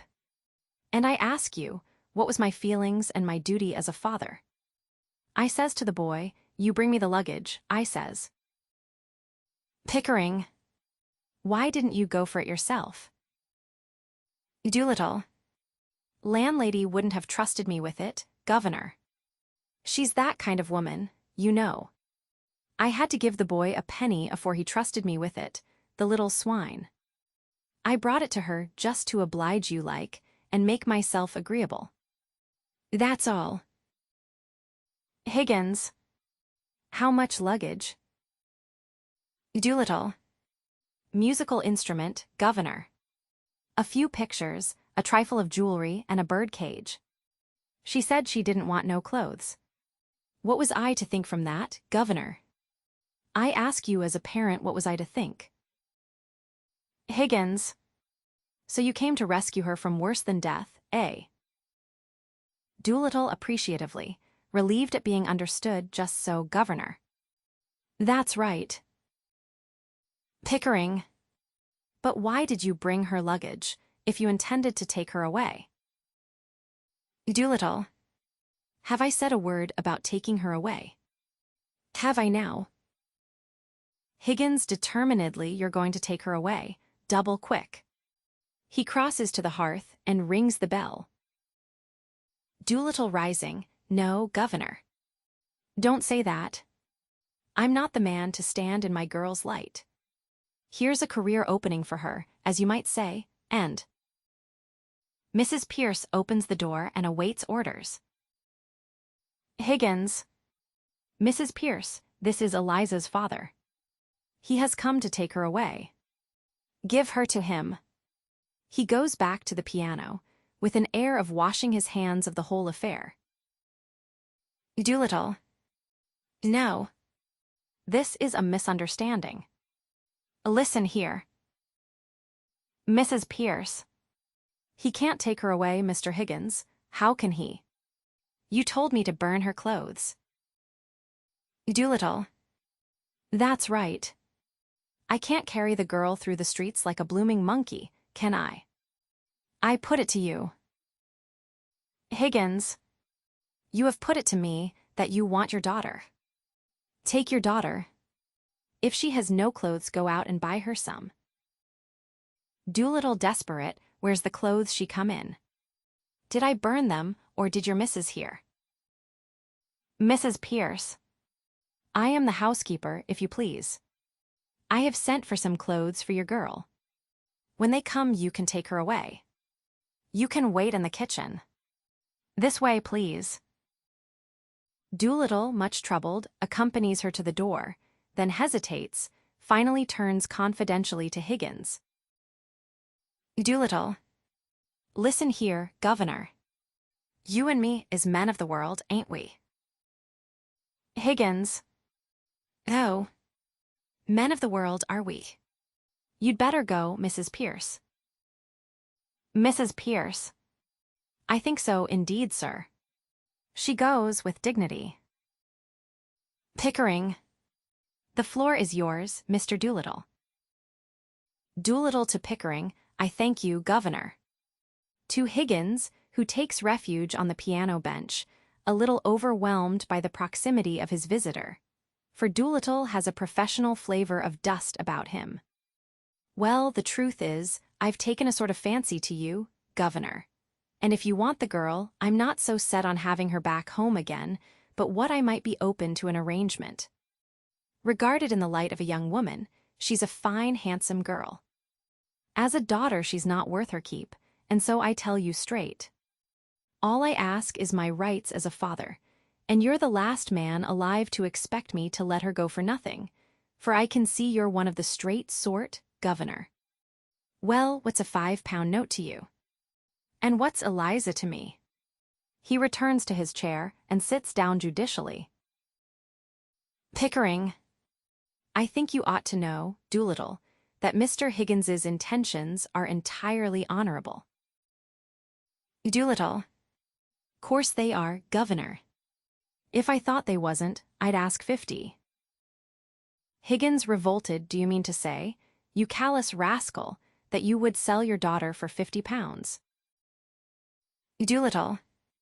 Not in a general way I wouldn't, but to oblige a gentleman like you I'd do a good deal, I do assure you. Pickering. Have you no morals, man? Doolittle, unabashed, can't afford them, Governor. Neither could you, if you was as poor as me. Not that I mean any harm, you know. But if Liza is going to have a bit out of this, why not me too?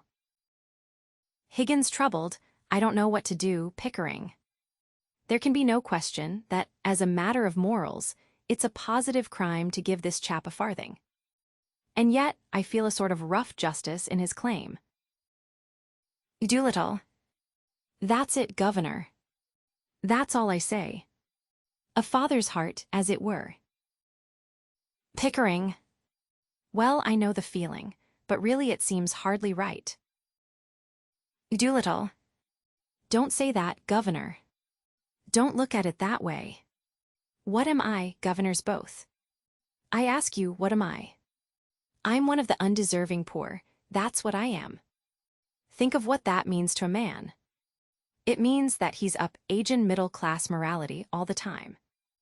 If there's anything going, and I put in for a bit of it, it's always the same story. You're undeserving, so you can't have it. But my needs is as great as the most deserving widows that ever got money out of 6 different charities in 1 week for the death of the same husband. I don't need less than a deserving man, I need more.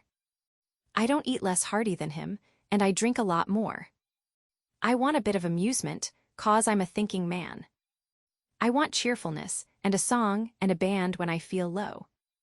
Well, they charge me just the same for everything as they charge the deserving. What is middle-class morality? Just an excuse for never giving me anything. Therefore, I ask you, as 2 gentlemen, not to play that game on me. I'm playing straight with you. I ain't pretending to be deserving. I'm undeserving, and I mean to go on being undeserving. I like it, and that's the truth. Will you take advantage of a man's nature to do him out of the price of his own daughter, what he's brought up and fed and clothed by the sweat of his brow, until she's growed big enough to be interesting to you 2 gentlemen? Is £5 unreasonable? I put it to you, and I leave it to you. Higgins rising and going over to Pickering. If we were to take this man in hand for 3 months, he could choose between a seat in the cabinet and a popular pulpit in Wales. Pickering. What do you say to that, Doolittle? Doolittle. Not me, Governor, thank you kindly. I've heard all the preachers and all the prime ministers, for I'm a thinking man and game for politics or religion or social reform, same as all the other amusements. And I tell you it's a dog's life any way you look at it. Undeserving poverty is my line. Taking one station in society with another, it's the only one that has any ginger in it to my taste. Higgins. I suppose we must give him a £5. Pickering. He'll make a bad use of it, I'm afraid. Doolittle. Not me, Governor, so help me I won't. Don't you be afraid that I'll save it and spare it and live idle on it. There won't be a penny of it left by Monday. I'll have to go to work same as if I'd never had it. It won't pauperize me, you bet. Just one good spree for myself and the missus, giving pleasure to ourselves and employment to others, and satisfaction to you to think it's not been throwed away. You couldn't spend it better. Higgins taking out his pocketbook and coming between Doolittle and the piano. This is irresistible. Let's give him 10. He offers 2 notes to the dustman. Doolittle. No, Governor. She wouldn't have the heart to spend 10, and perhaps I shouldn't neither. £10 is a lot of money.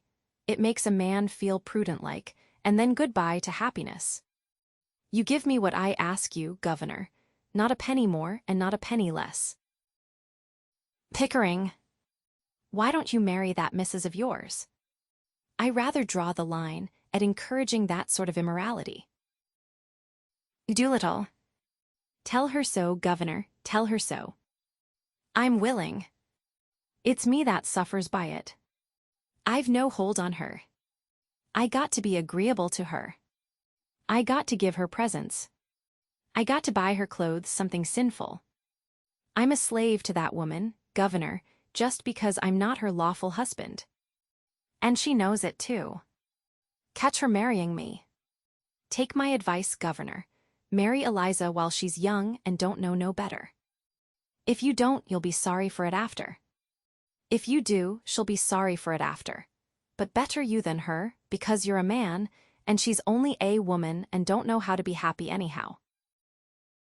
Higgins. Pickering, if we listen to this man another minute, we shall have no convictions left. To Doolittle £5, I think you said. Doolittle. Thank you kindly, Governor. Higgins. You're sure you won't take 10? Doolittle. Not now. Another time, Governor. Higgins handing him a £5 note. Here you are. Doolittle. Thank you, Governor. Good morning. He hurries to the door, anxious to get away with his booty. When he opens it, he is confronted with a dainty and exquisitely clean young Japanese lady in a simple blue cotton kimono, printed cunningly with small white jasmine blossoms. Mrs. Pierce is with her. He gets out of her way deferentially and apologizes. Beg pardon, miss. The Japanese lady. Garn. Don't you know your own daughter? Doolittle exclaiming blimey. It's Eliza. Higgins simul what's that? This. Pickering tainiously by Jove. Eliza. Don't I look silly? Higgins. Silly. Mrs. Pierce at the door now. Mr. Higgins, please don't say anything to make the girl conceited about herself. Higgins conscientiously oh. Quite right, Mrs. Pierce. To Eliza, yes, damned silly. Mrs. Pierce. Please, sir. Higgins correcting himself, I mean extremely silly. Eliza. I should look all right with my hat on. She takes up her hat, puts it on, and walks across the room to the fireplace with a fashionable airs. Higgins. A new fashion by George. And it ought to look horrible. Doolittle with fatherly pride. Well, I never thought she'd clean up as good-looking as that, Governor. She's a credit to me, ain't she? Eliza. I tell you, it's easy to clean up here. Hot and cold water on tap, just as much as you like there is. Woolly towels there is, and a towel horse so hot it burns your fingers. Soft brushes to scrub yourself, and a wooden bowl of soap smelling like primroses. Now I know why ladies is so clean. Washing's a treat for them. Wish they saw what it is for the like of me. Higgins. I'm glad the bathroom met with your approval. Eliza. It didn't, not all of it, and I don't care who hears me say it. Mrs. Pierce knows. Higgins. What was wrong, Mrs. Pierce? Mrs. Pierce blandly, oh, nothing, sir. It doesn't matter. Eliza. I had a good mind to break it. I didn't know which way to look. But I hung a towel over it, I did. Higgins. Over what? Mrs. Pierce. Over the looking-glass, sir. Higgins. Doolittle, you have brought your daughter up too strictly. Doolittle. Me. I never brought her up at all, except to give her a lick of a strap now and again.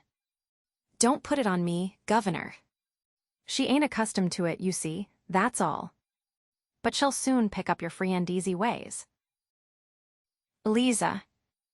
I'm a good girl, I am, and I won't pick up no free and easy ways. Higgins. Eliza, if you say again that you're a good girl, your father shall take you home. Eliza. Not him. You don't know my father. All he come here for was to touch you for some money to get drunk on. Doolittle. Well, what else would I want money for? To put into the plate in church, I suppose. She puts out her tongue at him. He is so incensed by this that Pickering presently finds it necessary to step between them. Don't you give me none of your lip, and don't let me hear you giving this gentleman any of it neither, or you'll hear from me about it. See. Higgins. Have you any further advice to give her before you go, Doolittle? Your blessing, for instance. Doolittle. No, Governor, I ain't such a mug as to put up my children to all I know myself. Hard enough to hold them in without that. If you want Eliza's mind improved, Governor, you do it yourself with a strap. So long, gentlemen. He turns to go. Higgins impressively stop. You'll come regularly to see your daughter. It's your duty, you know. My brother is a clergyman, and he could help you in your talks with her. Doolittle evasively, certainly. I'll come, Governor. Not just this week, because I have a job at a distance. But later on you may depend on me. Afternoon, gentlemen. Afternoon, ma'am. He takes off his hat to Mrs. Pierce, who disdains the salutation and goes out. He winks at Higgins, thinking him probably a fellow sufferer from Mrs. Pierce's difficult disposition, and follows her. Eliza, don't you believe the old liar? He'd as soon you set a bulldog on him as a clergyman. You won't see him again in a hurry. Higgins, I don't want to, Eliza. Do you? Eliza, not me. I don't want never to see him again, I don't. He's a disgrace to me. He is collecting dust instead of working at his trade. Pickering. What is his trade, Eliza? Eliza. Talking money out of other people's pockets into his own. His proper trade's a navvy, and he works at it sometimes too, for exercise, and earns good money at it. Ain't you going to call me Miss Doolittle any more? Pickering. I beg your pardon, Miss Doolittle. It was a slip of the tongue. Eliza. Oh, I don't mind, only it sounded so genteel. I should just like to take a taxi to the corner of Tottenham Court Road and get out there and tell it to wait for me, just to put the girls in their place a bit. I wouldn't speak to them, you know. Pickering. Better wait till we get you something really fashionable. Higgins. Besides, you shouldn't cut your old friends now that you have risen in the world. That's what we call snobbery. Eliza. You don't call the like of them my friends now, I should hope. They've took it out of me often enough with their ridicule when they had the chance, and now I mean to get a bit of my own back. But if I'm to have fashionable clothes, I'll wait. I should like to have some. Mrs. Pierce says you're going to give me some to wear in bed at night different to what I wear in the daytime, but it do seem a waste of money when you could get something to show. Besides, I never could fancy changing into cold things on a winter night. Mrs. Pierce coming back, now Eliza. The new things have come for you to try on.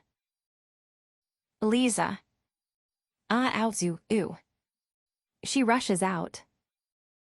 Mrs. Pierce following her. Oh, don't rush about like that. Girl, she shuts the door behind her.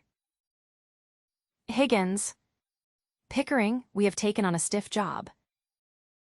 Pickering with conviction, Higgins, we have. It is Mrs. Higgins's at-home day. Nobody has yet arrived. Her drawing room, in a flat on Chelsea Embankment, has 3 windows looking on the river, and the ceiling is not so lofty as it would be in an older house of the same pretension. The windows are open, giving access to a balcony with flowers in pots. If you stand with your face to the windows, you have the fireplace on your left and the door in the right hand, wall close to the corner nearest the windows. Mrs. Higgins was brought up on Morris and Burne-Jones, and her room, which is very unlike her son's room in Wimpole Street, is not crowded with furniture and little tables and knickknacks. In the middle of the room there is a big ottoman, and this, with the carpet, the Morris wallpapers, and the Morris chintz window curtains and brocade covers of the ottoman and its cushions, supply all the ornament and are much too handsome to be hidden by odds and ends of useless things. A few good old paintings from the exhibitions in the Grosvenor Gallery 30 years ago, the Burne-Jones, not the Whistler side of them, are on the walls. The only landscape is a Cecil Lawson on the scale of a Rubens. There is a portrait of Mrs. Higgins as she was when she defied fashion in her youth in one of the beautiful Rossettian costumes, which, when caricatured by people who did not understand, led to the absurdities of popular aestheticism in the 1870s. In the corner, diagonally opposite the door, Mrs. Higgins, now over 60 and long past taking the trouble to dress out of the fashion, sits writing at an elegantly simple writing table with a bell button within reach of her hand. There is a Chippendale chair further back in the room between her and the window nearest her side. At the other side of the room, further forward, is an Elizabethan chair roughly carved in the taste of Inigo Jones. On the same side, a piano in a decorated case. The corner between the fireplace and the window is occupied by a divan cushioned in Morris chintz. It is between 4 and 5 in the afternoon. The door is opened violently, and Higgins enters with his hat on. Mrs. Higgins dismayed Henry, scolding him. "What are you doing here today? It is my at-home day, you promised not to come." As he bends to kiss her, she takes his hat off and presents it to him. Higgins. "Oh, bother." He throws the hat down on the table. Mrs. Higgins. "Go home at once." Higgins kissing her, "I know, mother. I came on purpose." Mrs. Higgins. "But you mustn't." "I'm serious, Henry. You offend all my friends. They stop coming whenever they meet you." Higgins. "Nonsense. I know I have no small talk, but people don't mind." He sits on the settee. Mrs. Higgins. "Oh. Don't they? Small talk indeed. What about your large talk? Really, dear, you mustn't stay." Higgins. "I must. I've a job for you. A phonetic job." Mrs. Higgins. "No use, dear. I'm sorry, but I can't get round your vowels. And though I like to get pretty postcards in your patent shorthand, I always have to read the copies in ordinary writing you so thoughtfully send me." Higgins. "Well, this isn't a phonetic job." Mrs. Higgins. "You said it was." Higgins. "Not your part of it. I've picked up a girl." Mrs. Higgins. "Does that mean that some girl has picked you up?" Higgins. "Not at all. I don't mean a love affair." Mrs. Higgins. "What a pity." Higgins. "Why?" Mrs. Higgins. "Well, you never fall in love with anyone under 45. When will you discover that there are some rather nice-looking young women about?" Higgins. "Oh, I can't be bothered with young women. My idea of a lovable woman is something as like you as possible. I shall never get into the way of seriously liking young women. Some habits lie too deep to be changed." Rising abruptly and walking about, jingling his money and his keys in his trouser pockets. Besides, they're all idiots. Mrs. Higgins. "Do you know what you would do if you really loved me, Henry?" Higgins. "Oh, bother." "What?" "Marry, I suppose." Mrs. Higgins. "No." Stop fidgeting and take your hands out of your pockets. With a gesture of despair, he obeys and sits down again. "That's a good boy. Now tell me about the girl." Higgins. "She's coming to see you." Mrs. Higgins. "I don't remember asking her." Higgins. "You didn't." "I asked her. If you'd known her, you wouldn't have asked her." Mrs. Higgins. "Indeed. Why?" Higgins. "Well, it's like this. She's a common flower girl. I picked her off the curbstone." Mrs. Higgins. "And invited her to my at-home." Higgins rising and coming to her to coax her. "Oh, that'll be all right. I've taught her to speak properly, and she has strict orders as to her behavior. She's to keep to 2 subjects, the weather and everybody's health, fine day and how do you do, you know, and not to let herself go on things in general. That will be safe. Mrs. Higgins. Safe. To talk about our health. About our insides. Perhaps about our outsides. How could you be so silly, Henry? Higgins impatiently. Well, she must talk about something. He controls himself and sits down again. Oh, she'll be all right, don't you fuss. Pickering is in it with me. I've a sort of bet on that I'll pass her off as a duchess in 6 months. I started on her some months ago, and she's getting on like a house on fire. I shall win my bet. She has a quick ear, and she's been easier to teach than my middle-class pupils because she's had to learn a complete new language. She talks English almost as you talk French. Mrs. Higgins. That's satisfactory, at all events. Higgins. Well, it is and it isn't. Mrs. Higgins. What does that mean? Higgins. You see, I've got her pronunciation all right, but you have to consider not only how a girl pronounces, but what she pronounces, and that's where. They are interrupted by the parlor maid, announcing guests. The parlor maid. Mrs. and Miss Eynsford Hill. She withdraws. Higgins. Oh, Lord. He rises, snatches his hat from the table, and makes for the door. But before he reaches it, his mother introduces him. Mrs. and Miss Eynsford Hill are the mother and daughter who sheltered from the rain in Covent Garden. The mother is well-bred, quiet, and has the habitual anxiety of straitened means. The daughter has acquired a gay air of being very much at home in society, the bravado of genteel poverty. Mrs. Eynsford Hill to Mrs. Higgins, how do you do? They shake hands. Miss Eynsford Hill.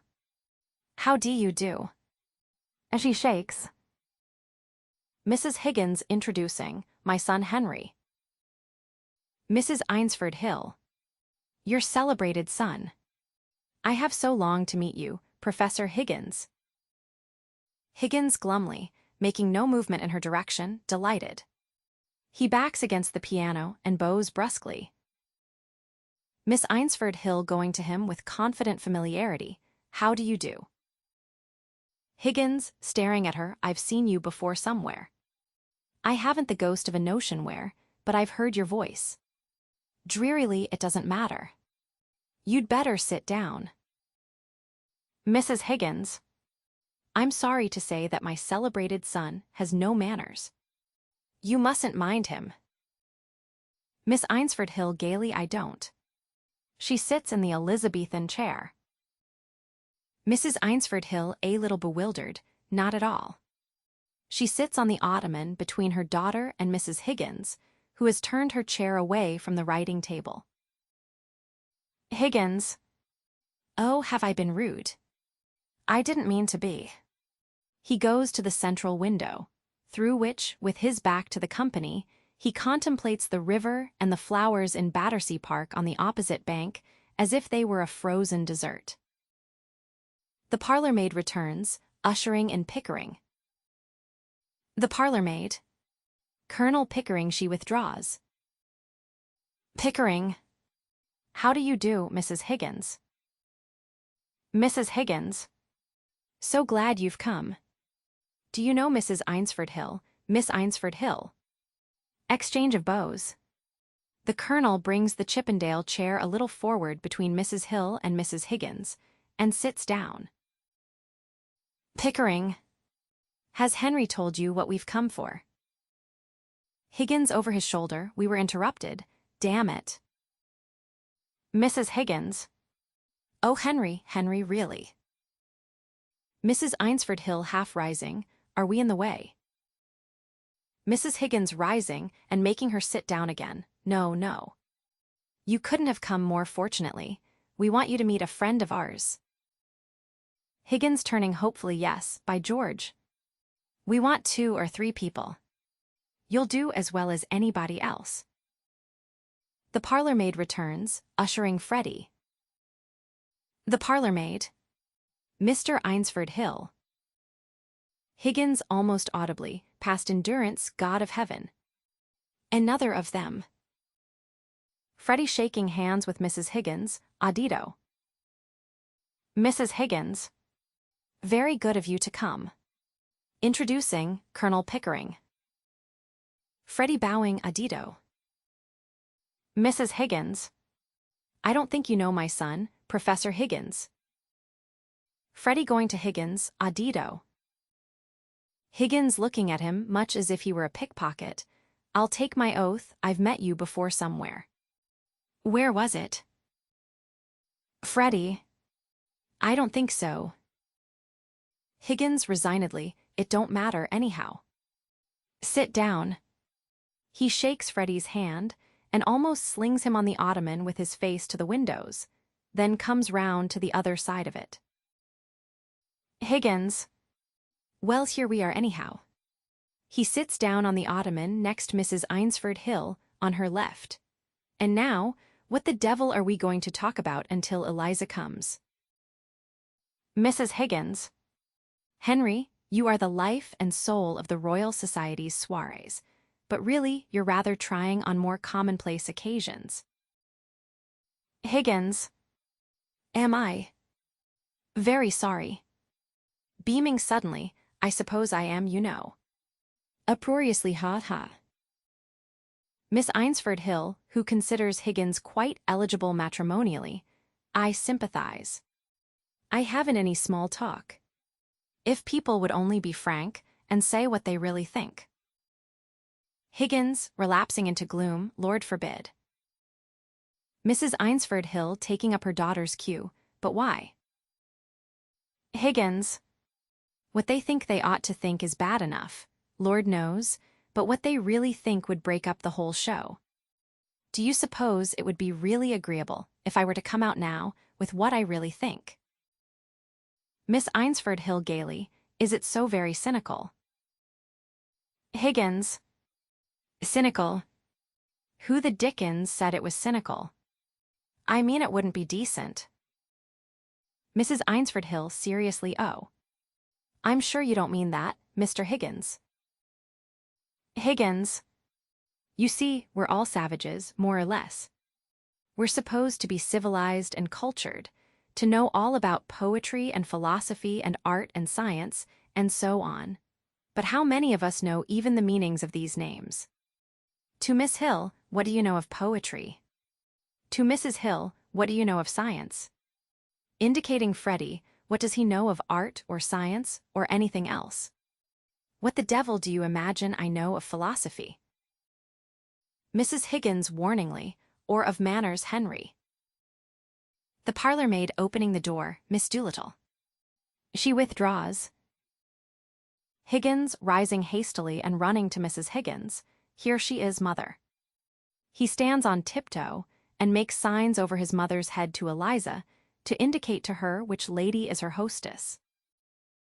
Eliza, who is exquisitely dressed, produces an impression of such remarkable distinction and beauty as she enters that they all rise, quite flustered. Guided by Higgins's signals, she comes to Mrs. Higgins with studied grace. Liza, speaking with pedantic correctness of pronunciation and great beauty of tone, "How do you do, Mrs. Higgins?" She gasps slightly in making sure of the H in Higgins, but is quite successful. Mr. Higgins told me I might come. Mrs. Higgins cordially, quite right. I'm very glad indeed to see you. Pickering. How do you do, Miss Doolittle? Liza shaking hands with him. Colonel Pickering, is it not? Mrs. Eynsford Hill. I feel sure we have met before, Miss Doolittle. I remember your eyes. Liza. How do you do? She sits down on the ottoman gracefully, in the place just left vacant by Higgins. Mrs. Eynsford Hill introducing, my daughter Clara. Liza. How do you do? Clara impulsively, how do you do? She sits down on the ottoman beside Eliza, devouring her with her eyes. Freddie coming to their side of the ottoman, I've certainly had the pleasure. Mrs. Eynsford Hill, introducing my son Freddie. Eliza. How do you do? Freddie bows and sits down in the Elizabethan chair, infatuated. Higgins suddenly by George, yes, it all comes back to me. They stare at him. Covent Garden. Lamentably, what a damned thing. Mrs. Higgins. Henry, please. He is about to sit on the edge of the table. Don't sit on my writing table, you'll break it. Higgins sulkily sorry. He goes to the divan, stumbling into the fender and over the fire irons on his way, extricating himself with muttered imprecations, and finishing his disastrous journey by throwing himself so impatiently on the divan that he almost breaks it. Mrs. Higgins looks at him, but controls herself and says nothing. A long and painful pause ensues. Mrs. Higgins at last, conversationally, will it rain, do you think? Eliza. The shallow depression in the west of these islands is likely to move slowly in an easterly direction. There are no indications of any great change in the barometrical situation. Freddie. Huh. How awfully funny. Eliza. What is wrong with that young man? I bet I got it right. Freddie. Killing. Mrs. Eynsford Hill. I'm sure I hope it won't turn cold. There's so much influenza about. It runs right through our whole family regularly every spring. Liza darkly, my aunt died of influenza, so they said. Mrs. Eynsford Hill clicks her tongue sympathetically. Liza in the same tragic tone, but it's my belief they done the old woman in. Mrs. Higgins, puzzled, done her in. Eliza. Why is Lord love you? Why should she die of influenza? She come through diphtheria right enough the year before. I saw her with my own eyes. Fairly blue with it she was. They all thought she was dead, but my father he kept ladling gin down her throat till she came to so sudden that she bit the bowl off the spoon. Mrs. Eynsford Hill startled, dear me. Liza piling up the indictment. What call would a woman with that strength in her have to die of influenza? What become of her new straw hat that should have come to me? Somebody pinched it, and what I say is them as pinched it done her in. Mrs. Eynsford Hill. What does doing her in mean? Higgins hastily, oh, that's the new small talk. To do a person, in means to kill them. Mrs. Eynsford Hill to Eliza, horrified, you surely don't believe that your aunt was killed. Eliza. Do I not? Them she lived with would have killed her for a hat pin, let alone a hat. Mrs. Eynsford Hill. But it can't have been right for your father to pour spirits down her throat like that. It might have killed her. Eliza. Not her. Gin was mother's milk to her. Besides, he'd poured so much down his own throat that he knew the good of it. Mrs. Eynsford Hill. Do you mean that he drank? Eliza.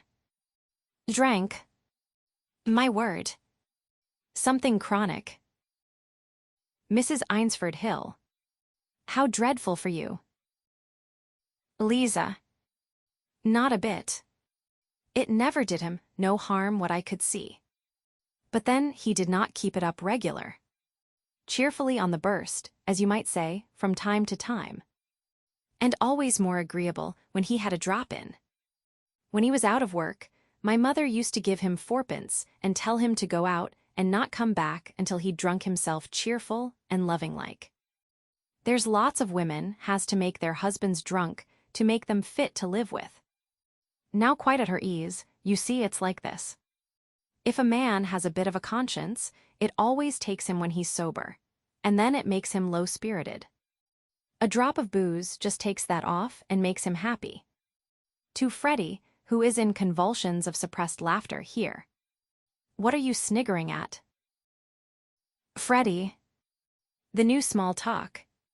You do it so awfully well. Eliza.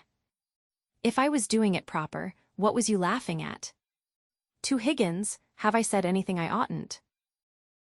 Mrs. Higgins interposing, not at all, Miss Doolittle. Eliza. Well, that's a mercy, anyhow.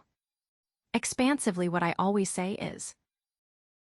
Higgins rising and looking at his watch, ahem. Liza looking round at him, taking the hint, and rising, well, I must go. They all rise. Freddie goes to the door. So pleased to have met you. Goodbye. She shakes hands with Mrs. Higgins. Mrs. Higgins. Goodbye. Eliza. Goodbye, Colonel Pickering. Pickering. Goodbye, Miss Doolittle. They shake hands. Liza nodding to the others, goodbye all. Freddie opening the door for her, are you walking across the park, Miss Doolittle? If so. Eliza. Walk.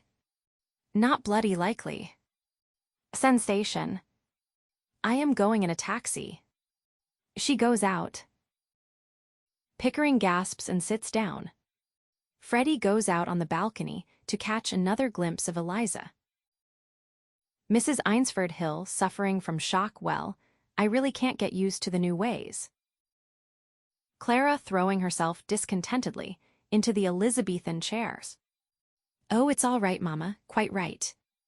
People will think we never go anywhere or see anybody if you are so old-fashioned. Mrs. Eynsford Hill. I dare say I am very old-fashioned, but I do hope you won't begin using that expression, Clara. I have got accustomed to hear you talking about men as rotters and calling everything filthy and beastly, though I do think it horrible and unladylike. But this last is really too much. Don't you think so, Colonel Pickering? Pickering. Don't ask me. I've been away in India for several years, and manners have changed so much that I sometimes don't know whether I'm at a respectable dinner table or in a ship's forecastle. Clara. It's all a matter of habit. There's no right or wrong in it. Nobody means anything by it. And it's so quaint, and gives such a smart emphasis to things that are not in themselves very witty. I find the new small talk delightful and quite innocent. Mrs. Eynsford Hill rising. Well, after that, I think it's time for us to go. Pickering and Higgins rise. Clara rising. Oh yes, we have 3 at homes to go to still. Goodbye, Mrs. Higgins. Goodbye, Colonel Pickering. Goodbye, Professor Higgins. Higgins coming grimly at her from the divan and accompanying her to the door. Goodbye. Be sure you try on that small talk at the 3 at homes. Don't be nervous about it. Pitch it in strong. Clara all smiles. I will. Goodbye. Such nonsense, all this early Victorian prudery. Higgins tempting her, such damned nonsense. Clara. Such bloody nonsense. Mrs. Eynsford Hill, convulsively Clara. Clara. Huh. Huh. She goes out radiant, conscious of being thoroughly up to date, and is heard descending the stairs in a stream of silvery laughter. Freddie to the heavens at large. Well, I ask you, he gives it up and comes to Mrs. Higgins. Goodbye. Mrs. Higgins shaking hands. Goodbye. Would you like to meet Miss Doolittle again? Freddie eagerly. Yes, I should most awfully. Mrs. Higgins. Well, you know my days. Freddie. Yes. Thanks awfully. Goodbye. He goes out. Mrs. Eynsford Hill. Goodbye, Mr. Higgins. Higgins. Goodbye. Goodbye. Mrs. Eynsford Hill to Pickering. It's no use. I shall never be able to bring myself to use that word. Pickering. Don't. It's not compulsory, you know. You'll get on quite well without it. Mrs. Eynsford Hill. Only, Clara is so down on me if I am not positively reeking with the latest slang. Goodbye. Pickering. Goodbye. They shake hands. Mrs. Eynsford Hill to Mrs. Higgins, you mustn't mind Clara. Pickering, catching from her lowered tone that this is not meant for him to hear, discreetly joins Higgins at the window. We're so poor. And she gets so few parties, poor child. She doesn't quite know. Mrs. Higgins, seeing that her eyes are moist, takes her hand sympathetically and goes with her to the door. But the boy is nice. Don't you think so? Mrs. Higgins. Oh, quite nice. I shall always be delighted to see him. Mrs. Eynsford Hill. Thank you, dear. Goodbye. She goes out. Higgins eagerly well. Is Eliza presentable? He swoops on his mother and drags her to the ottoman, where she sits down in Eliza's place with her son on her left. Pickering returns to his chair on her right. Mrs. Higgins. You silly boy, of course she's not presentable. She's a triumph of your art and of her dressmakers. But if you suppose for a moment that she doesn't give herself away in every sentence she utters, you must be perfectly cracked about her. Pickering. But don't you think something might be done? I mean something to eliminate the sanguinary element from her conversation. Mrs. Higgins. Not as long as she is in Henry's hands. Higgins aggrieved. Do you mean that my language is improper? Mrs. Higgins. No, dearest, it would be quite proper, say on a canal barge, but it would not be proper for her at a garden party. Higgins deeply injured. Well, I must say. Pickering interrupting him. Come, Higgins, you must learn to know yourself. I haven't heard such language as yours since we used to review the volunteers in Hyde Park 20 years ago. Higgins sulkily, oh, well, if you say so, I suppose I don't always talk like a bishop. Mrs. Higgins quieting Henry with a touch, Colonel Pickering. Will you tell me what is the exact state of things in Wimpole Street?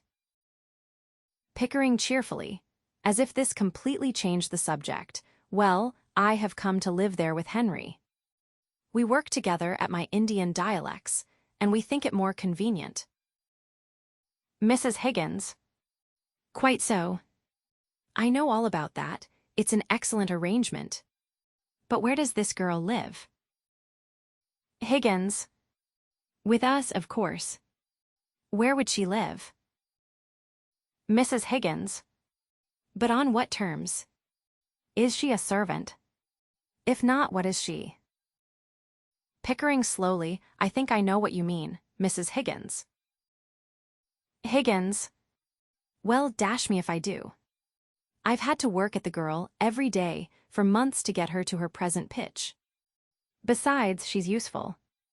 She knows where my things are, and remembers my appointments and so forth. Mrs. Higgins. How does your housekeeper get on with her? Higgins. Mrs. Pierce. Oh, she's jolly glad to get so much taken off her hands. For before Eliza came, she had to have to find things and remind me of my appointments. But she's got some silly bee in her bonnet about Eliza. She keeps saying, you don't think, sir, doesn't she, Pick? Pickering. Yes, that's the formula. You don't think, sir. That's the end of every conversation about Eliza. Higgins. As if I ever stop thinking about the girl and her confounded vowels and consonants. I'm worn out thinking about her and watching her lips and her teeth and her tongue, not to mention her soul, which is the quaintest of the lot. Mrs. Higgins. You certainly are a pretty pair of babies, playing with your live doll. Higgins. Playing. The hardest job I ever tackled. Make no mistake about that, mother. But you have no idea how frightfully interesting it is to take a human being and change her into a quite different human being by creating a new speech for her. It's filling up the deepest gulf that separates class from class and soul from soul. Pickering drawing his chair closer to Mrs. Higgins and bending over to her eagerly. Yes, it's enormously interesting. I assure you, Mrs. Higgins, we take Eliza very seriously. Every week, every day almost, there is some new change. Closer again, we keep records of every stage, dozens of gramophone discs and photographs. Higgins assailing her at the other ear. Yes, by George. It's the most absorbing experiment I ever tackled. She regularly fills our lives up, doesn't she, Pickering. We're always talking Eliza. Higgins. Teaching Eliza. Pickering. Dressing Eliza. Mrs. Higgins. What? Higgins. Inventing new Elizas. Higgins and Pickering speaking together. Higgins. You know, she has the most extraordinary quickness of ear. Pickering. I assure you, my dear Mrs. Higgins, that girl Higgins. Just like a parrot. I've tried her with every Pickering. Is a genius. She can play the piano quite beautifully, Higgins. Possible sort of sound that a human being can make, Pickering. We have taken her to classical concerts and to music, Higgins. Continental dialects, African dialects, Hottentot Pickering. Halls, and it's all the same to her. She plays everything, Higgins. Clicks, things it took me years to get hold of, and Pickering. She hears right off when she comes home, whether it's Higgins. She picks them up like a shot, right away, as if she had Pickering. Beethoven and Brahms or Lehar and Lionel Morrickton. Higgins. Been at it all her life. Pickering. Though 6 months ago, she'd never as much as touched a piano. Mrs. Higgins putting her fingers in her ears, as they are by this time shouting one another down with an intolerable noise. SH, SH, SH, SH. They stop. Pickering. I beg your pardon. He draws his chair back apologetically. Higgins. Sorry. When Pickering starts shouting, nobody can get a word in edgeways. Mrs. Higgins. Be quiet, Henry. Colonel Pickering, don't you realize that when Eliza walked into Wimpole Street, something walked in with her? Pickering. Her father did. But Henry soon got rid of him. Mrs. Higgins. It would have been more to the point if her mother had. But as her mother didn't, something else did. Pickering. But what? Mrs. Higgins, unconsciously dating herself by the word, a problem. Pickering. Oh, I see. The problem of how to pass her off as a lady. Higgins. I'll solve that problem. I've half solved it already. Mrs. Higgins.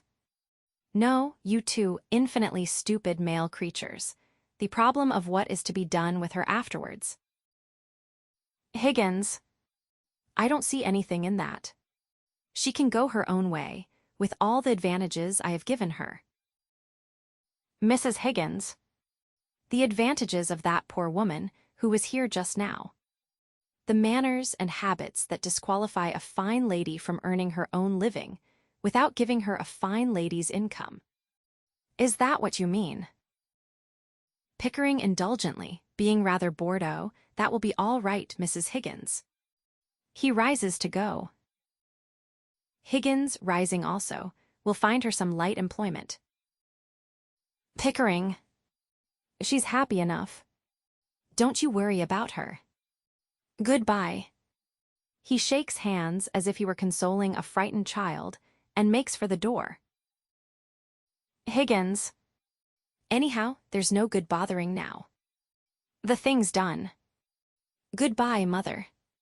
He kisses her and follows Pickering. Pickering turning for a final consolation, there are plenty of openings. We'll do what's right. Goodbye. Higgins to Pickering as they go out together. Let's take her to the Shakespeare exhibition at Earl's Court. Pickering. Yes, let's. Her remarks will be delicious. Higgins. She'll mimic all the people for us when we get home. Pickering. Ripping. Both are heard laughing as they go downstairs. Mrs. Higgins rises with an impatient bounce and returns to her work at the writing table. She sweeps a litter of disarranged papers out of her way, snatches a sheet of paper from her stationery case, and tries resolutely to write. At the third line she gives it up, flings down her pen, grips the table angrily and exclaims, "Oh, men. Men. Men." The Wimple Street Laboratory. Midnight. Nobody in the room. The clock on the mantelpiece strikes 12. The fire is not alight, it is a summer night. Presently Higgins and Pickering are heard on the stairs. Higgins calling down to Pickering, "I say, Pick, lock up, will you? I shan't be going out again." Pickering. Right. Can Mrs. Pierce go to bed? We don't want anything more, do we? Higgins. Lord, no. Eliza opens the door and is seen on the lighted landing in opera cloak, brilliant evening dress, and diamonds with fan, flowers, and all accessories. She comes to the hearth and switches on the electric lights there. She is tired. Her pallor contrasts strongly with her dark eyes and hair, and her expression is almost tragic. She takes off her cloak, puts her fan and flowers on the piano, and sits down on the bench, brooding and silent. Higgins, in evening dress with overcoat and hat, comes in, carrying a smoking jacket which he has picked up downstairs. He takes off the hat and overcoat, throws them carelessly on the newspaper stand, disposes of his coat in the same way, puts on the smoking jacket, and throws himself wearily into the easy chair at the hearth. Pickering, similarly attired, comes in. He also takes off his hat and overcoat, and is about to throw them on Higgins's when he hesitates. Pickering. I say, Mrs. Pierce will row if we leave these things lying about in the drawing-room. Higgins. Oh, chuck them over the banisters into the hall. She'll find them there in the morning and put them away all right. She'll think we were drunk. Pickering. We are slightly. Are there any letters? Higgins. I didn't look. Pickering takes the overcoats and hats and goes downstairs. Higgins begins half singing, half yawning an air from La Fanciulla del Golden West. Suddenly he stops and exclaims, I wonder where the devil my slippers are. Eliza looks at him darkly, then leaves the room. Higgins yawns again and resumes his song.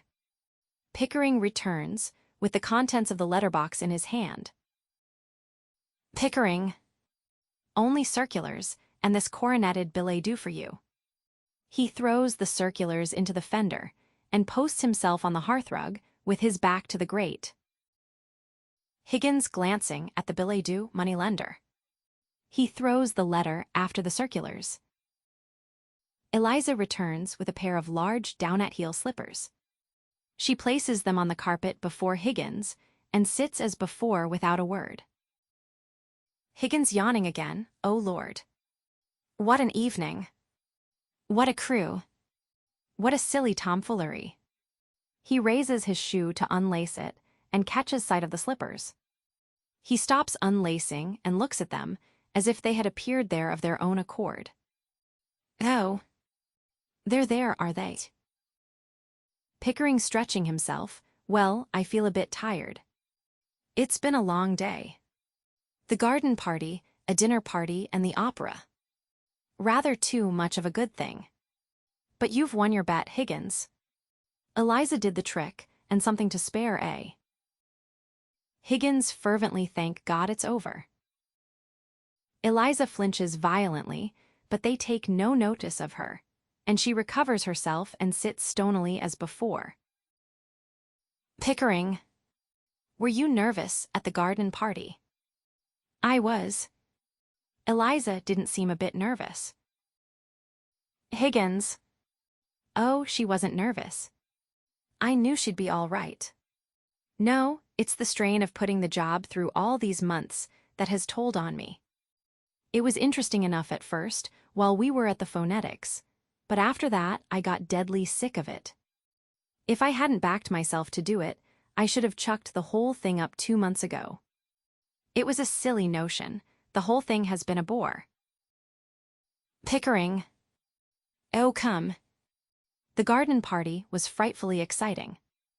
My heart began beating like anything. Higgins. Yes, for the first 3 minutes. But when I saw we were going to win hands down, I felt like a bear in a cage, hanging about doing nothing. The dinner was worse. Sitting gorging there for over an hour with nobody but a damned fool of a fashionable woman to talk to. I tell you, Pickering, never again for me. No more artificial duchesses. The whole thing has been simple purgatory. Pickering. You've never been broken in properly to the social routine. Strolling over to the piano, I rather enjoy dipping into it occasionally myself. It makes me feel young again. Anyhow, it was a great success, an immense success. I was quite frightened once or twice, because Eliza was doing it so well. You see, lots of the real people can't do it at all. They're such fools that they think style comes by nature to people in their position, and so they never learn. There's always something professional about doing a thing superlatively well. Higgins. Yes, that's what drives me mad. The silly people don't know their own silly business. Rising, however, it's over and done with, and now I can go to bed at last without dreading tomorrow. Eliza's beauty becomes murderous. Pickering. I think I shall turn in too. Still, it's been a great occasion, a triumph for you. Good night. He goes. Higgins following him, good night. Over his shoulder at the door, put out the lights, Eliza, and tell Mrs. Pierce not to make coffee for me in the morning. I'll take tea. He goes out. Eliza tries to control herself and feel indifferent as she rises and walks across to the hearth to switch off the lights. By the time she gets there, she is on the point of screaming. She sits down in Higgins's chair and holds on hard to the arms.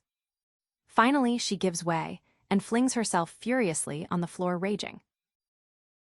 Higgins in despairing wrath outside, what the devil have I done with my slippers? He appears at the door. Liza, snatching up the slippers, and hurling them at him one after the other with all her force. There are your slippers.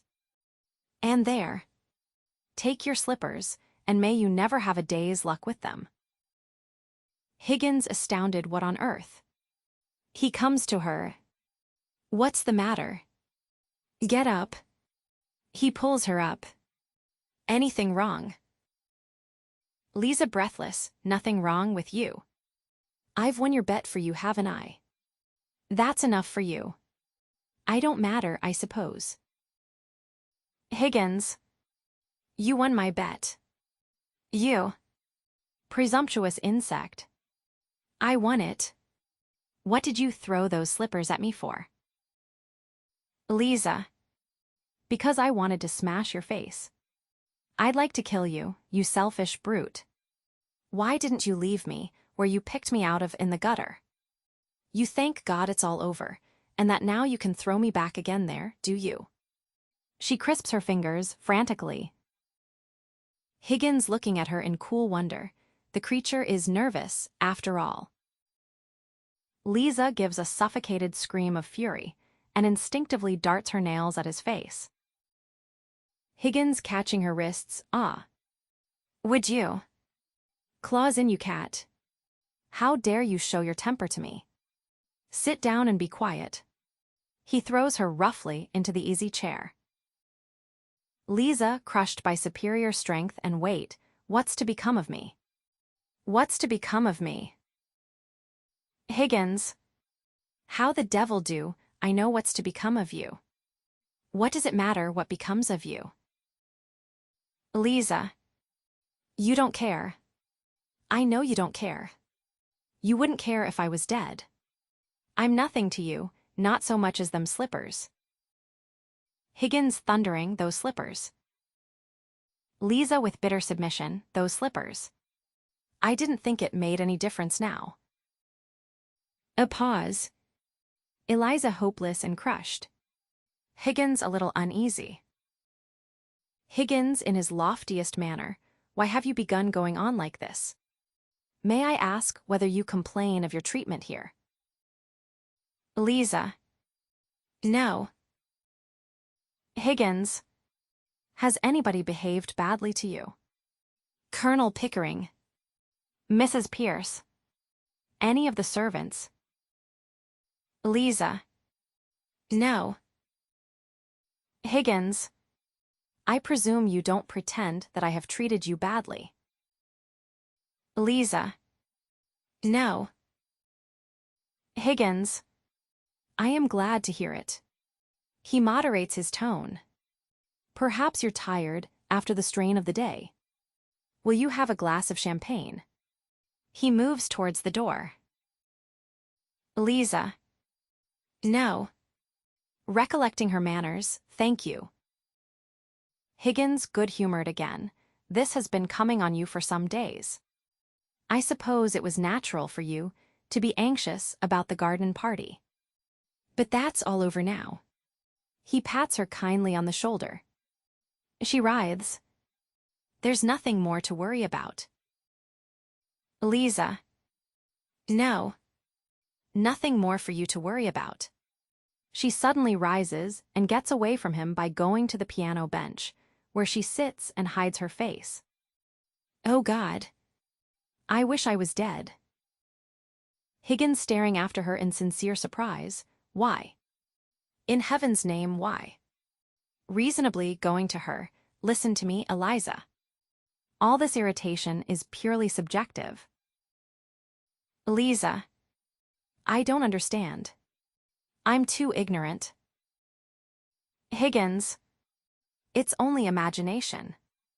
Low spirits and nothing else. Nobody's hurting you. Nothing's wrong.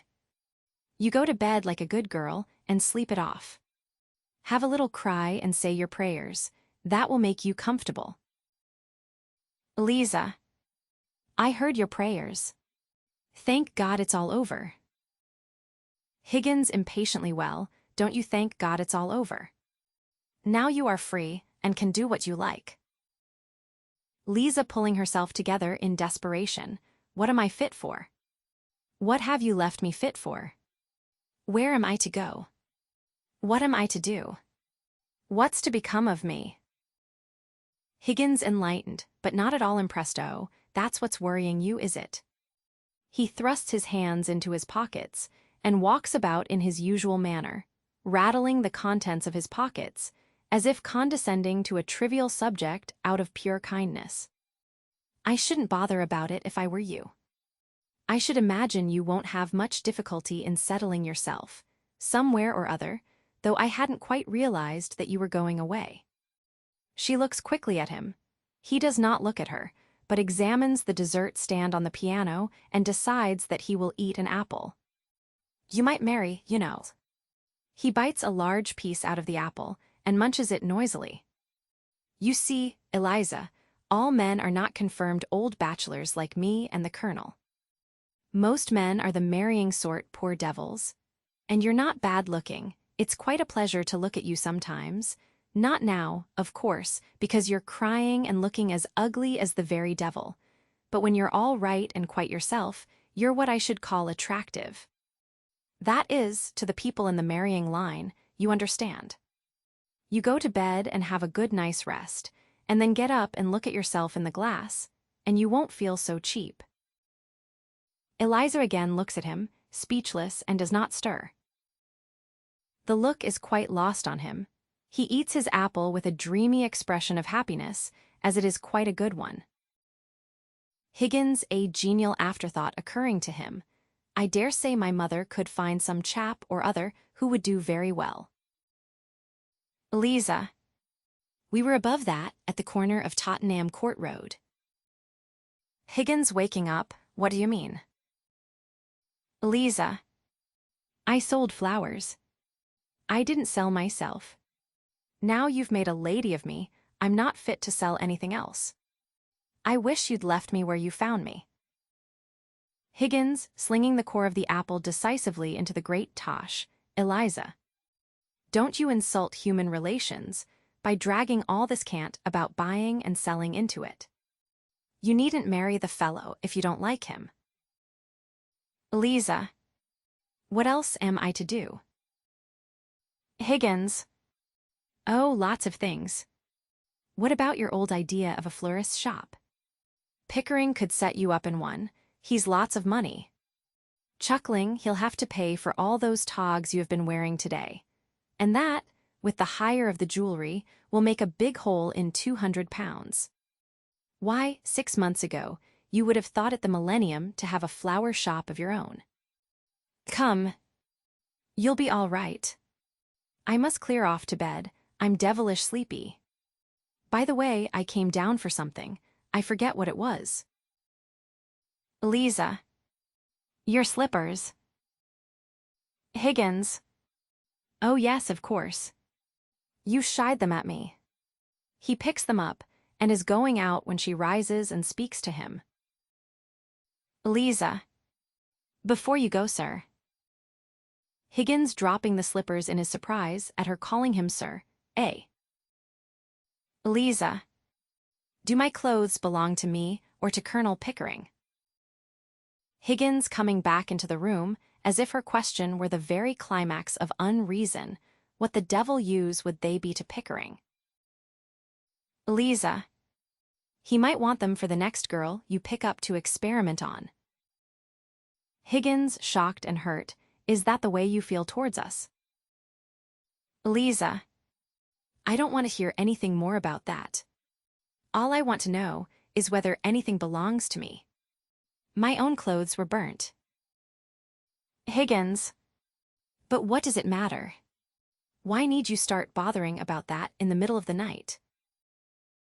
Eliza. I want to know what I may take away with me. I don't want to be accused of stealing.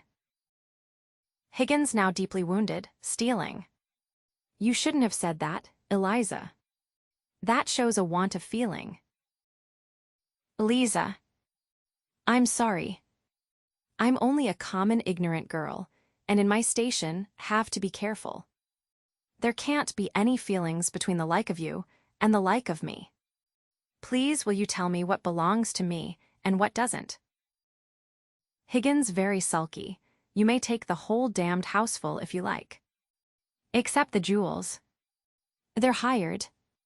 Will that satisfy you? He turns on his heel and is about to go in extreme dudgeon. Liza drinking in his emotion like nectar and nagging him to provoke a further supply. Stop, please. She takes off her jewels. Will you take these to your room and keep them safe? I don't want to run the risk of their being missing. Higgins furious hand them over. She puts them into his hands. If these belong to me instead of to the jeweler, I'd ram them down your ungrateful throat. He perfunctorily thrusts them into his pockets, unconsciously decorating himself with the protruding ends of the chains. Liza taking a ring off. This ring isn't the jeweler's. It's the one you bought me in Brighton. I don't want it now. Higgins dashes the ring violently into the fireplace and turns on her so threateningly that she crouches over the piano with her hands over her face and exclaims, "Don't you hit me." Higgins. Hit you? You infamous creature, how dare you accuse me of such a thing? It is you who have hit me. You have wounded me to the heart. Liza thrilling with hidden joy, I'm glad. I've got a little of my own back, anyhow. Higgins, with dignity, in his finest professional style, You have caused me to lose my temper, a thing that has hardly ever happened to me before. I prefer to say nothing more tonight. I am going to bed. Liza pertly, you'd better leave a note for Mrs. Pierce about the coffee, for she won't be told by me. Higgins formally damn Mrs. Pierce, and damn the coffee, and damn you, and damn my own folly in having lavished my hard-earned knowledge and the treasure of my regard and intimacy on a heartless guttersnipe. He goes out with impressive decorum and spoils it by slamming the door savagely. Eliza smiles for the first time, expresses her feelings by a wild pantomime in which an imitation of Higgins's exit is confused with her own triumph, and finally goes down on her knees on the hearthrug to look for the ring. Mrs. Higgins's drawing room. She is at her writing table as before. The parlor maid comes in. The parlor maid at the door, Mr. Henry, ma'am, is downstairs with Colonel Pickering. Mrs. Higgins. Well, show them up. The parlor maid. They're using the telephone, ma'am. Telephoning to the police, I think. Mrs. Higgins. What? The parlor maid coming further in and lowering her voice. Mr. Henry's in a state, ma'am. I thought I'd better tell you. Mrs. Higgins. If you had told me that Mr. Henry was not in a state, it would have been more surprising. Tell them to come up when they've finished with the police. I suppose he's lost something. The parlor maid. Yes, Mom, going. Mrs. Higgins. Go upstairs and tell Miss Doolittle that Mr. Henry and the Colonel are here. Ask her not to come down till I send for her. The parlor maid. Yes, ma'am. Higgins bursts in. He is, as the parlor maid has said, in a state. Higgins. Look here, Mother, here's a confounded thing.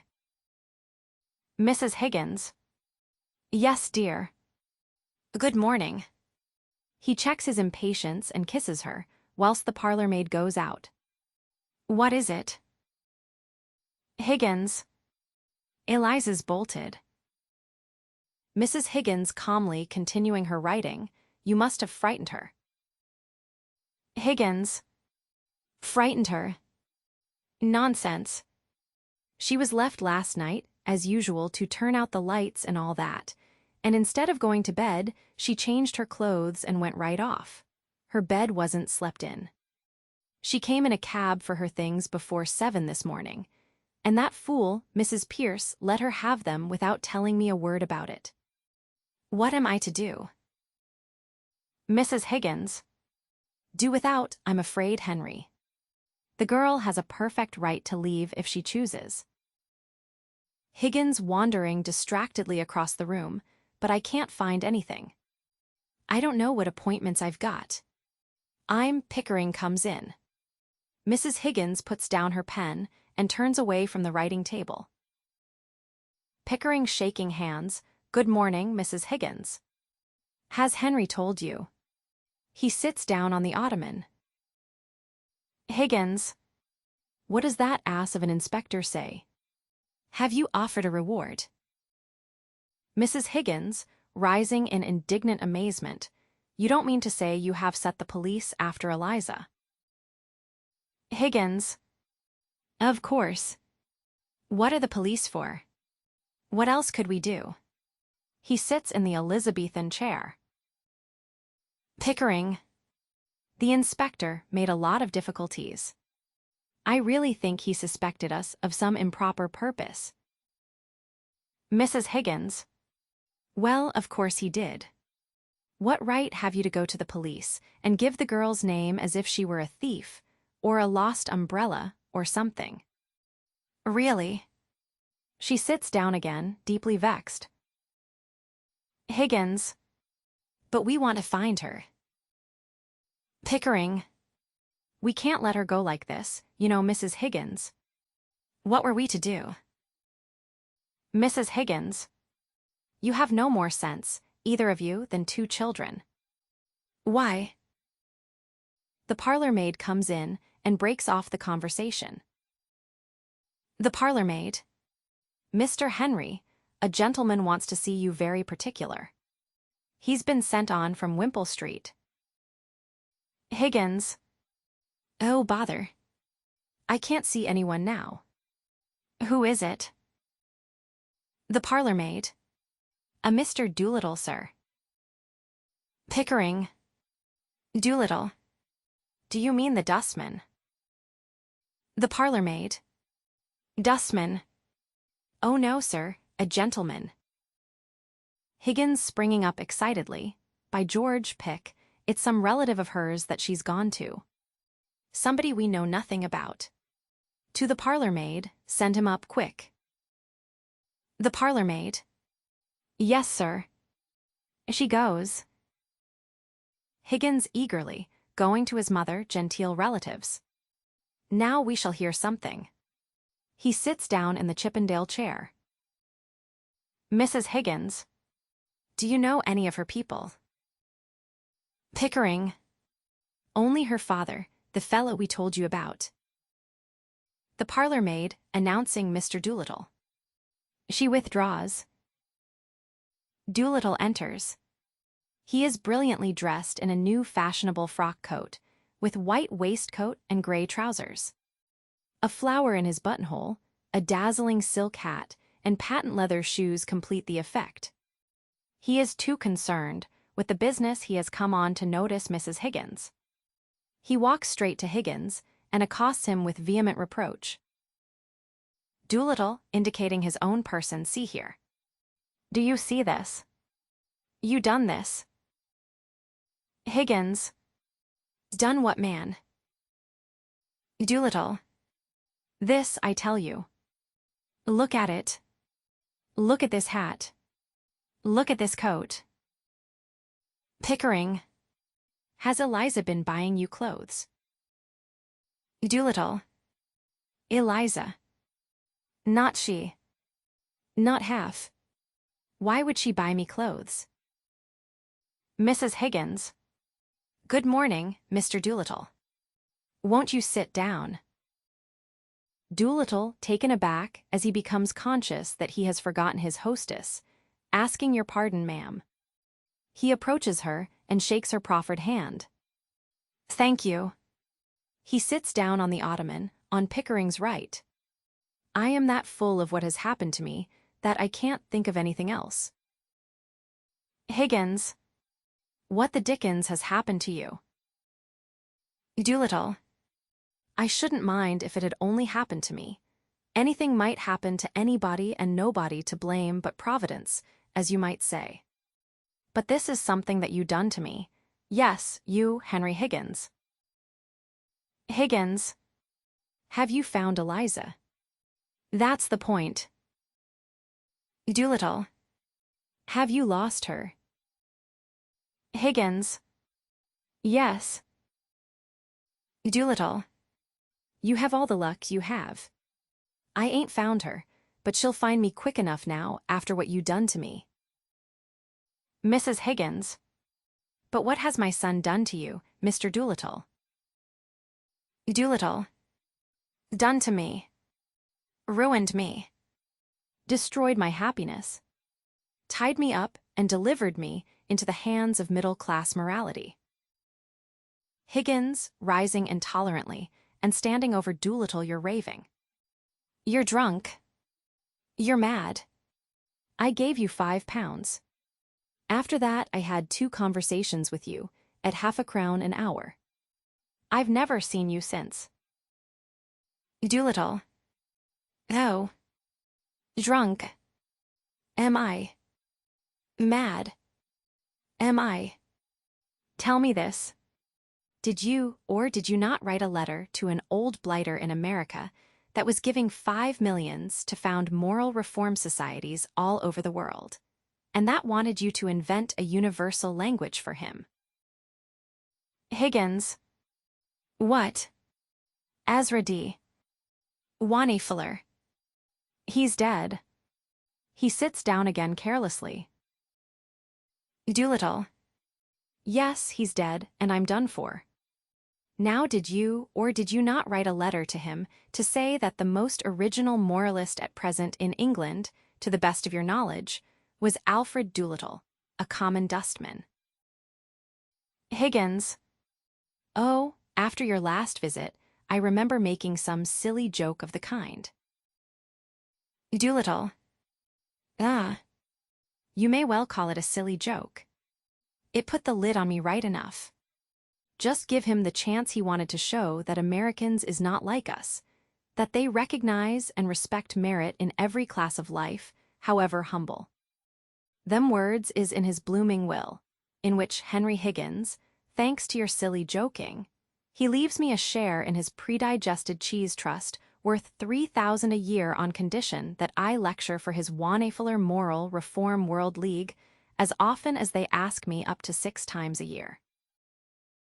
Higgins. The devil he does. Hugh. Brightening suddenly, what a lark. Pickering. A safe thing for you, Doolittle.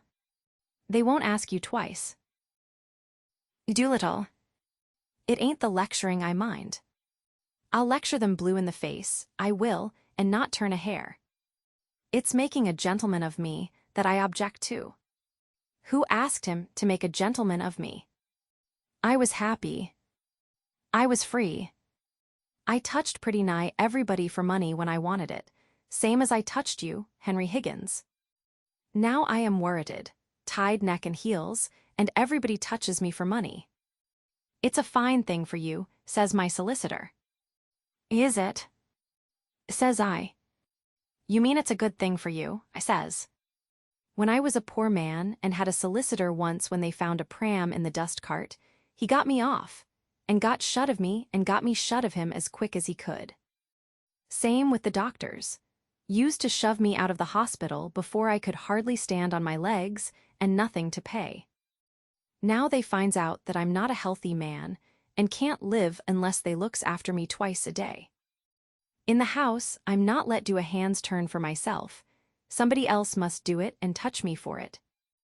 A year ago, I hadn't a relative in the world, except 2 or 3 that wouldn't speak to me. Now I've 50, and not a decent week's wages among the lot of them. I have to live for others and not for myself. That's middle-class morality. You talk of losing Eliza. Don't you be anxious. I bet she's on my doorstep by this. She that could support herself easy by selling flowers if I wasn't respectable. And the next one to touch me will be you, Henry Higgins. I'll have to learn to speak middle-class language from you, instead of speaking proper English. That's where you'll come in, and I dare say that's what you done it for. Mrs. Higgins.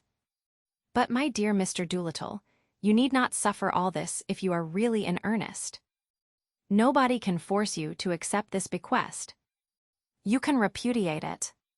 Isn't that so, Colonel Pickering? Pickering. I believe so. Doolittle softening his manner, in deference to her sex, that's the tragedy of it, ma'am. It's easy to say chuck it, but I haven't the nerve. Which one of us has? We're all intimidated. Intimidated, ma'am, that's what we are. What is there for me if I chuck it, but the workhouse in my old age?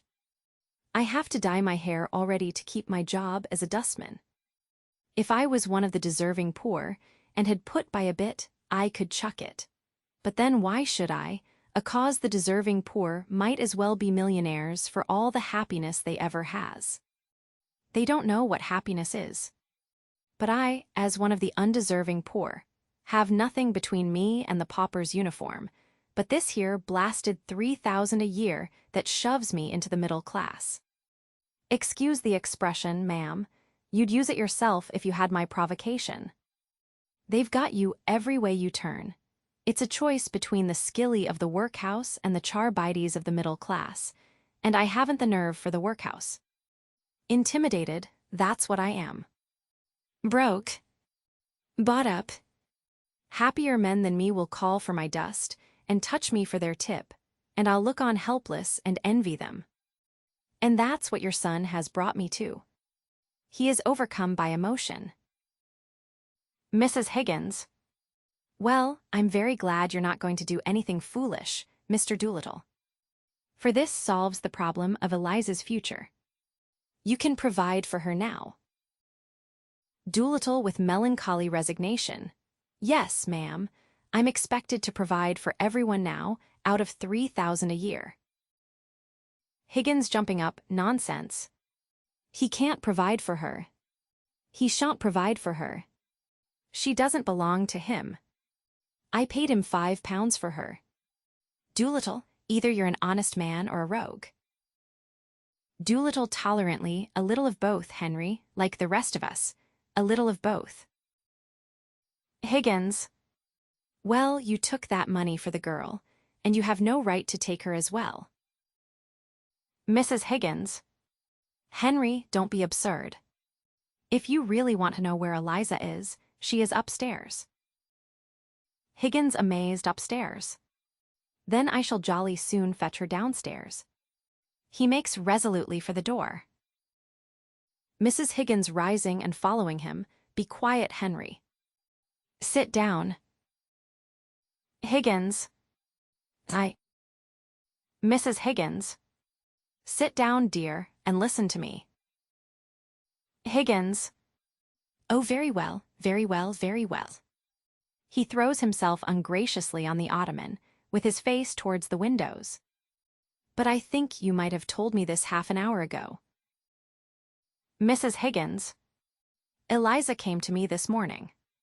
She passed the night partly walking about in a rage, partly trying to throw herself into the river and being afraid to, and partly in the Carlton Hotel. She told me of the brutal way you two treated her. Higgins bounding up again, what? Pickering rising also, my dear Mrs. Higgins, she's been telling you stories. We didn't treat her brutally. We hardly said a word to her, and we parted on particularly good terms. Turning on Higgins. Higgins, did you bully her after I went to bed? Higgins. Just the other way about. She threw my slippers in my face. She behaved in the most outrageous way. I never gave her the slightest provocation.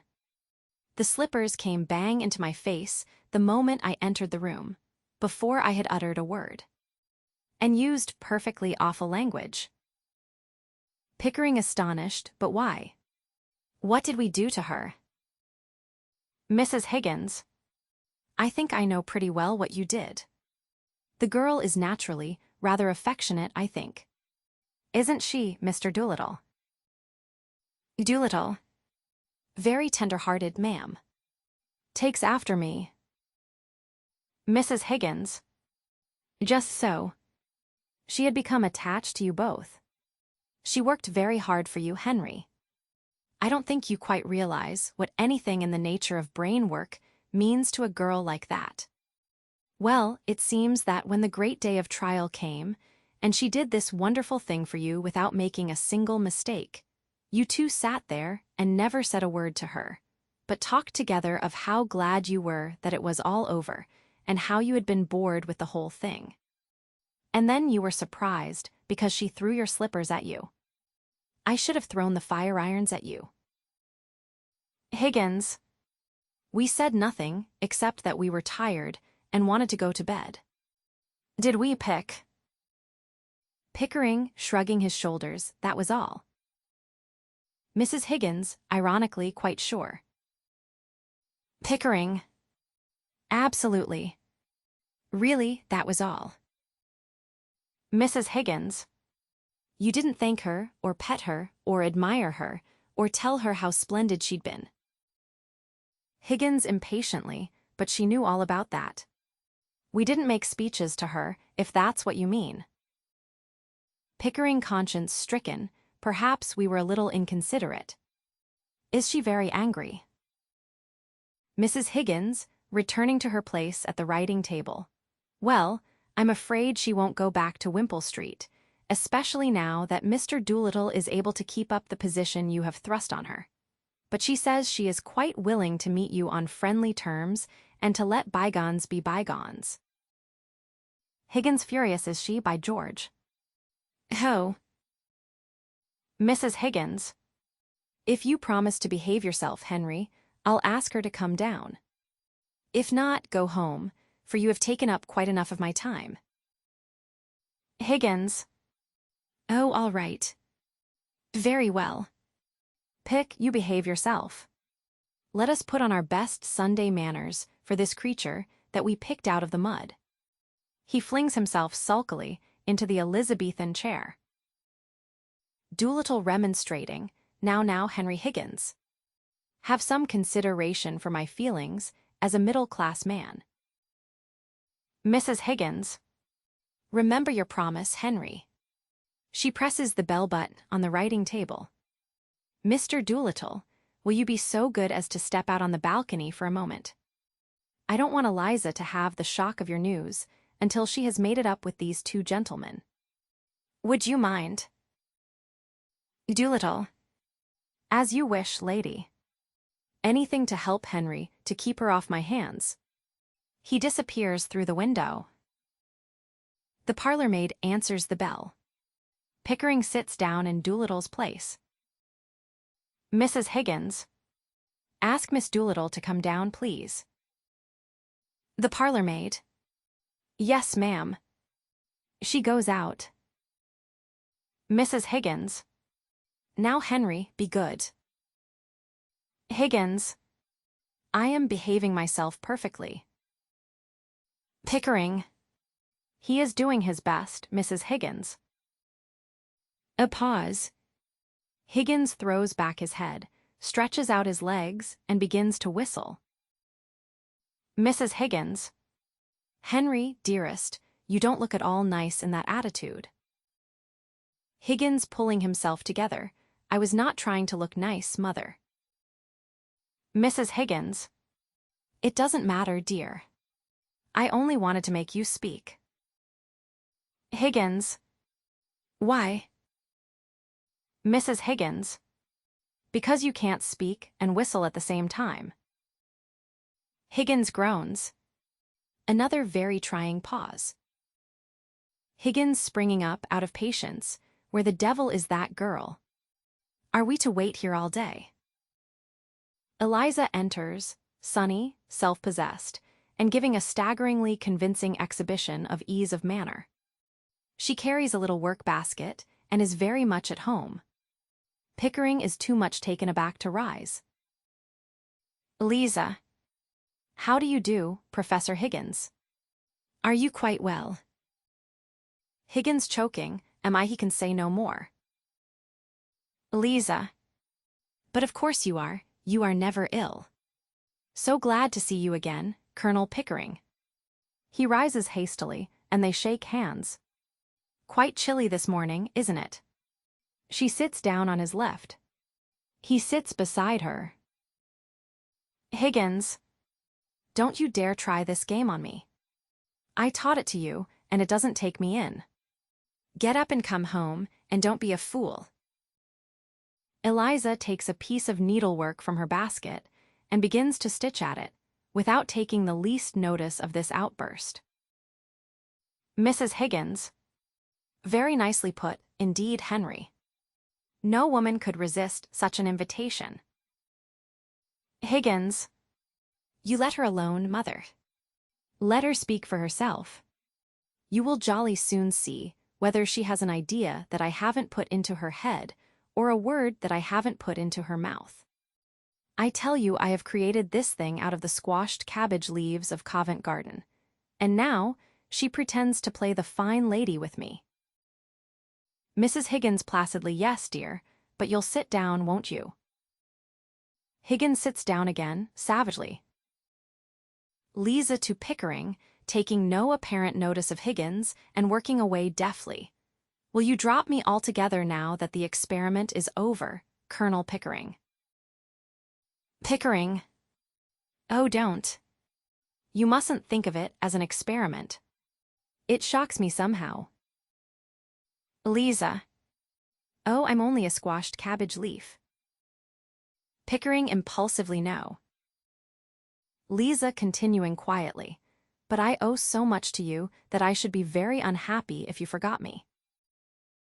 Pickering. It's very kind of you to say so, Miss Doolittle. Eliza. It's not because you paid for my dresses. I know you are generous to everybody with money. But it was from you that I learnt really nice manners, and that is what makes one a lady, isn't it? You see, it was so very difficult for me, with the example of Professor Higgins always before me. I was brought up to be just like him, unable to control myself, and using bad language on the slightest provocation. And I should never have known that ladies and gentlemen didn't behave like that if you hadn't been there. Higgins. Well. Pickering. Oh, that's only his way, you know. He doesn't mean it. Eliza. Oh, I didn't mean it either, when I was a flower girl. It was only my way. But you see I did it, and that's what makes the difference after all. Pickering. No doubt. Still, he taught you to speak, and I couldn't have done that, you know. Liza trivially, of course, that is his profession. Higgins. Damnation. Liza continuing, it was just like learning to dance in the fashionable way. There was nothing more than that in it. But do you know what began my real education? Pickering. What? Liza, stopping her work for a moment. You're calling me Miss Doolittle that day when I first came to Wimpole Street. That was the beginning of self-respect for me. She resumes her stitching. And there were 100 little things you never noticed, because they came naturally to you. Things about standing up and taking off your hat and opening doors. Pickering. Oh, that was nothing. Eliza. Yes, things that showed you thought and felt about me as if I were something better than a scullery maid. Though of course I know you would have been just the same to a scullery maid if she had been let in the drawing room. You never took off your boots in the dining room when I was there. Pickering. You mustn't mind that. Higgins takes off his boots all over the place. Eliza. I know. I am not blaming him. It is his way, isn't it? But it made such a difference to me that you didn't do it. You see, really and truly, apart from the things anyone can pick up, the dressing and the proper way of speaking, and so on, the difference between a lady and a flower girl is not how she behaves, but how she's treated. I shall always be a flower girl to Professor Higgins, because he always treats me as a flower girl and always will. But I know I can be a lady to you, because you always treat me as a lady and always will. Mrs. Higgins. Please don't grind your teeth, Henry. Pickering. Well, this is really very nice of you, Miss Doolittle. Eliza. I should like you to call me Eliza, now, if you would. Pickering. Thank you. Eliza, of course. Eliza. And I should like Professor Higgins to call me Miss Doolittle. Higgins. I'll see you damned first. Mrs. Higgins. Henry. Henry. Pickering laughing, why don't you slang back at him? Don't stand it. It would do him a lot of good. Eliza. I can't. I could have done it once, but now I can't go back to it. Last night, when I was wandering about, a girl spoke to me, and I tried to get back into the old way with her, but it was no use. You told me, you know, that when a child is brought to a foreign country, it picks up the language in a few weeks and forgets its own. Well, I am a child in your country. I have forgotten my own language and can speak nothing but yours. That's the real break-off with the corner of Tottenham Court Road. Leaving Wimpole Street finishes it. Pickering much alarmed, oh. But you're coming back to Wimpole Street, aren't you? You'll forgive Higgins. Higgins rising, forgive. We'll see, by George. Let her go. Let her find out how she can get on without us. She will relapse into the gutter in 3 weeks without me at her elbow. Doolittle appears at the center window. With a look of dignified reproach at Higgins, he comes slowly and silently to his daughter, who, with her back to the window, is unconscious of his approach. Pickering. He's incorrigible, Eliza. You won't relapse, will you? Eliza. No, not now. Never again. I have learnt my lesson. I don't believe I could utter one of the old sounds if I tried. Doolittle touches her on her left shoulder. She drops her work, losing her self-possession utterly at the spectacle of her father's splendor. Ow, ooh. Higgins with a crow of triumph, aha. Just so. Is it ahu? Is it ahu? Is it ahu? Victory. Victory. He throws himself on the divan, folding his arms and spraddling arrogantly. Doolittle. Can you blame the girl? Don't look at me like that, Eliza. It ain't my fault. I've come into money. Eliza. You must have touched a millionaire this time, Dad. Doolittle. I have. But I'm dressed something special today. I'm going to St. George's, Hanover Square. Your stepmother is going to marry me. Liza angrily, you're going to let yourself down to marry that low common woman. Pickering quietly, he ought to, Eliza. To Doolittle, why has she changed her mind? Doolittle sadly intimidated, Governor. Intimidated. Middle-class morality claims its victim. Won't you put on your hat, Liza, and come and see me turned off? Eliza. If the Colonel says I must, I'll almost sobbing, I'll demean myself. And get insulted for my pains, like enough. Doolittle. Don't be afraid, she never comes to words with anyone now, poor woman. Respectability has broke all the spirit out of her. Pickering squeezing Eliza's elbow gently, be kind to them, Eliza. Make the best of it. Liza, forcing a little smile for him through her vexation, oh well, just to show there's no ill feeling. I'll be back in a moment. She goes out. Doolittle sitting down beside Pickering. I feel uncommon nervous about the ceremony, Colonel. I wish you'd come and see me through it. Pickering. But you've been through it before, man. You were married to Eliza's mother. Doolittle. Who told you that, Colonel? Pickering. Well, nobody told me. But I concluded naturally. Doolittle. No, that ain't the natural way, Colonel. It's only the middle-class way. My way was always the undeserving way. But don't say nothing to Eliza. She don't know, I always had a delicacy about telling her. Pickering. Quite right. We'll leave it so, if you don't mind. Doolittle. And you'll come to the church, Colonel, and put me through straight. Pickering. With pleasure. As far as a bachelor can.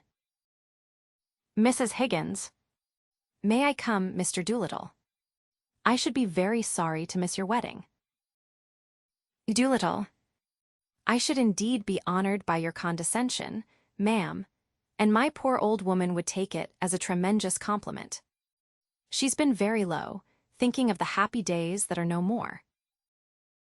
Mrs. Higgins rising, I'll order the carriage and get ready. The men rise, except Higgins. I shan't be more than 15 minutes.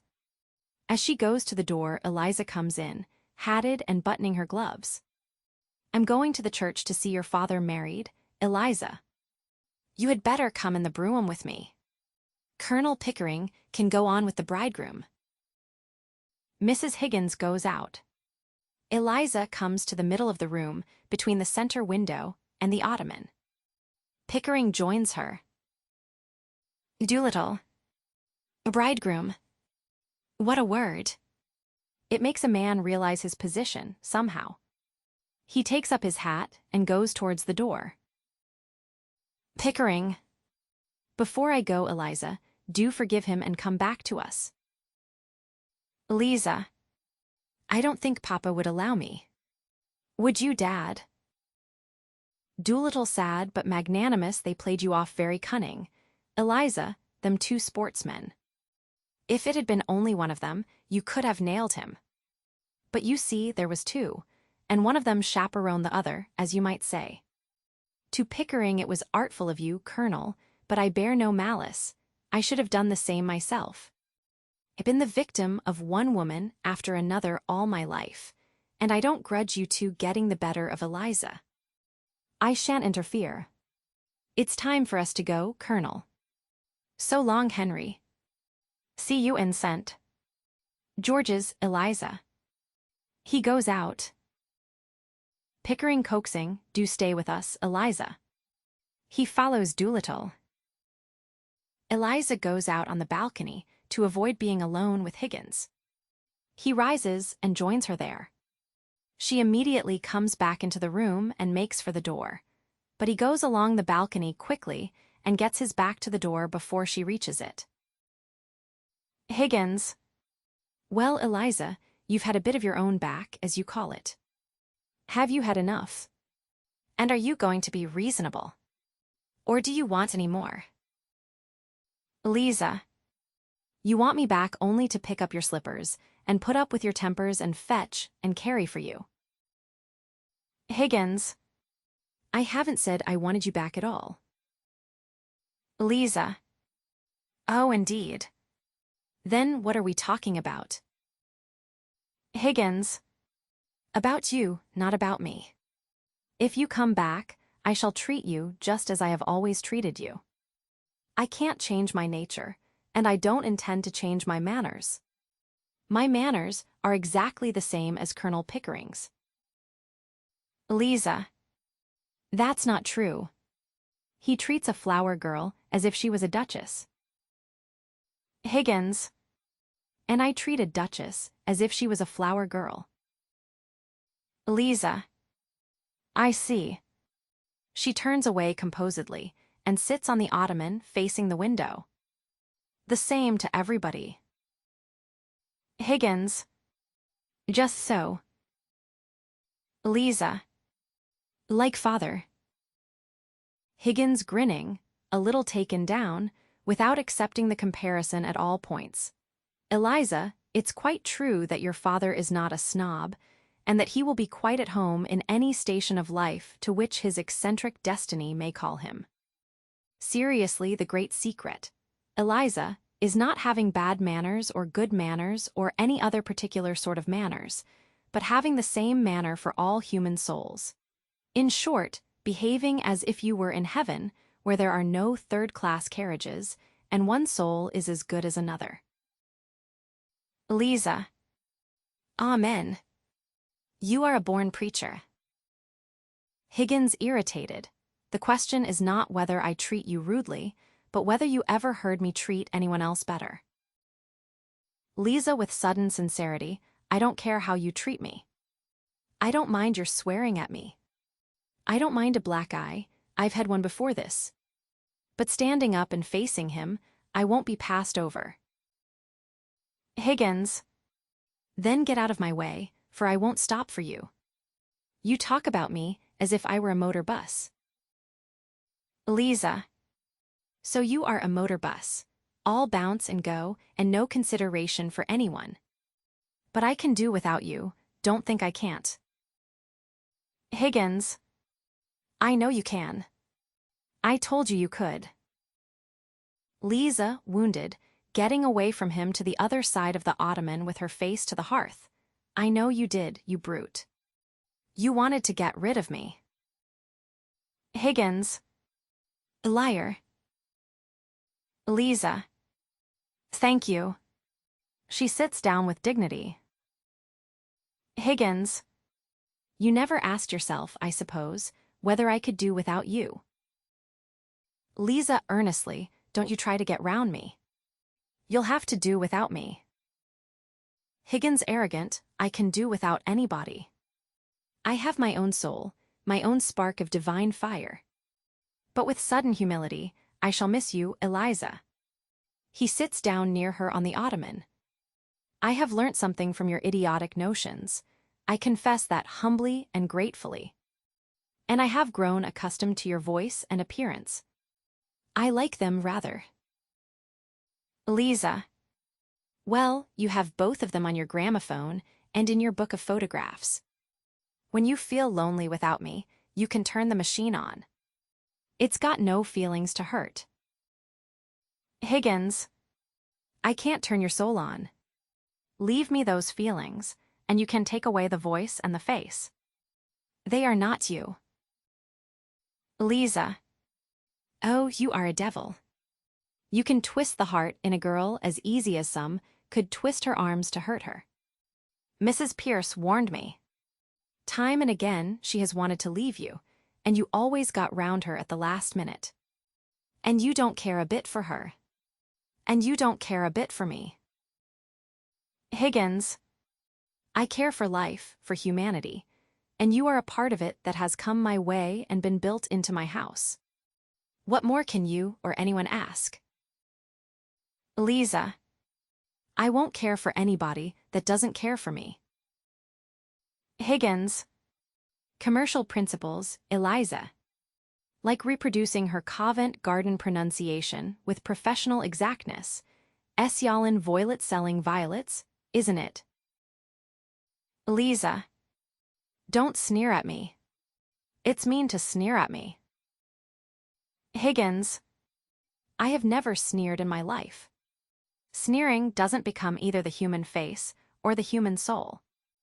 I am expressing my righteous contempt for commercialism. I don't and won't trade in affection. You call me a brute because you couldn't buy a claim on me by fetching my slippers and finding my spectacles. You were a fool. I think a woman fetching a man's slippers is a disgusting sight. Did I ever fetch your slippers?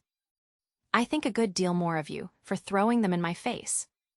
No use slaving for me and then saying you want to be cared for. Who cares for a slave? If you come back for the sake of good fellowship, for you'll get nothing else. You've had 1,000 times as much out of me as I have out of you.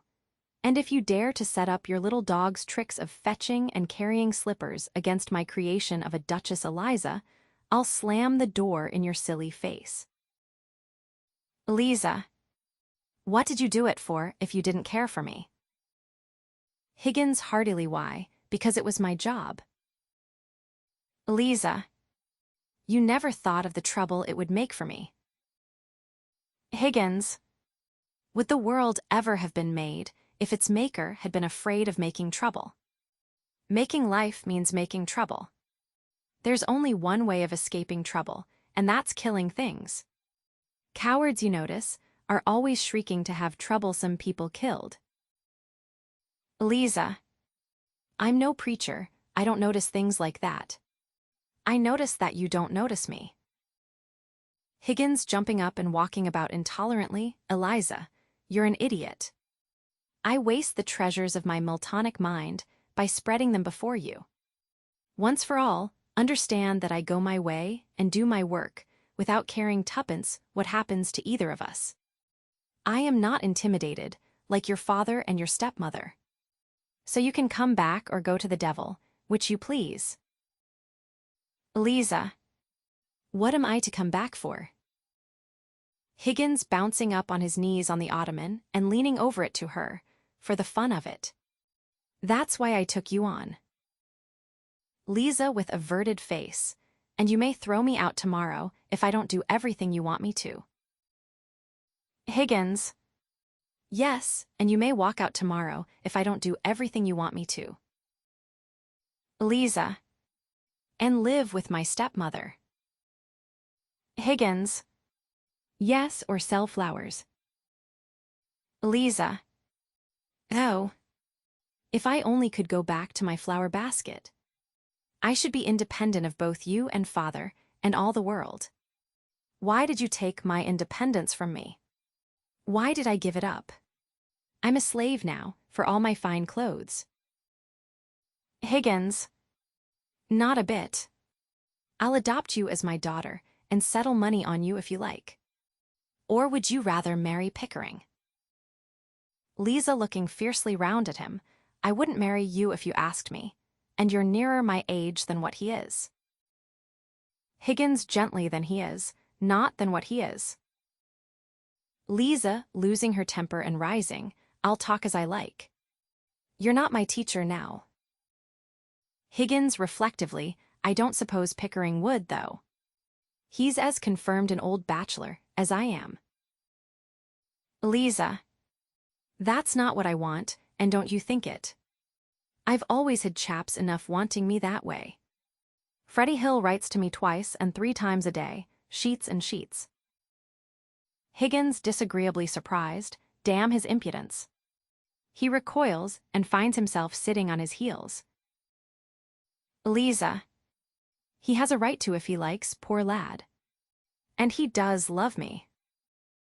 Higgins getting off the ottoman, "You have no right to encourage him." Liza, "Every girl has a right to be loved." Higgins, "What? By fools like that." Liza, "Freddie's not a fool. And if he's weak and poor and wants me, maybe he'd make me happier than my betters that bully me and don't want me." Higgins, "Can he make anything of you? That's the point." Liza, "Perhaps I could make something of him. But I never thought of us making anything of one another, and you never think of anything else. I only want to be natural." Higgins, "In short, you want me to be as infatuated about you as Freddie. Is that it?" Liza, "No, I don't. That's not the sort of feeling I want from you.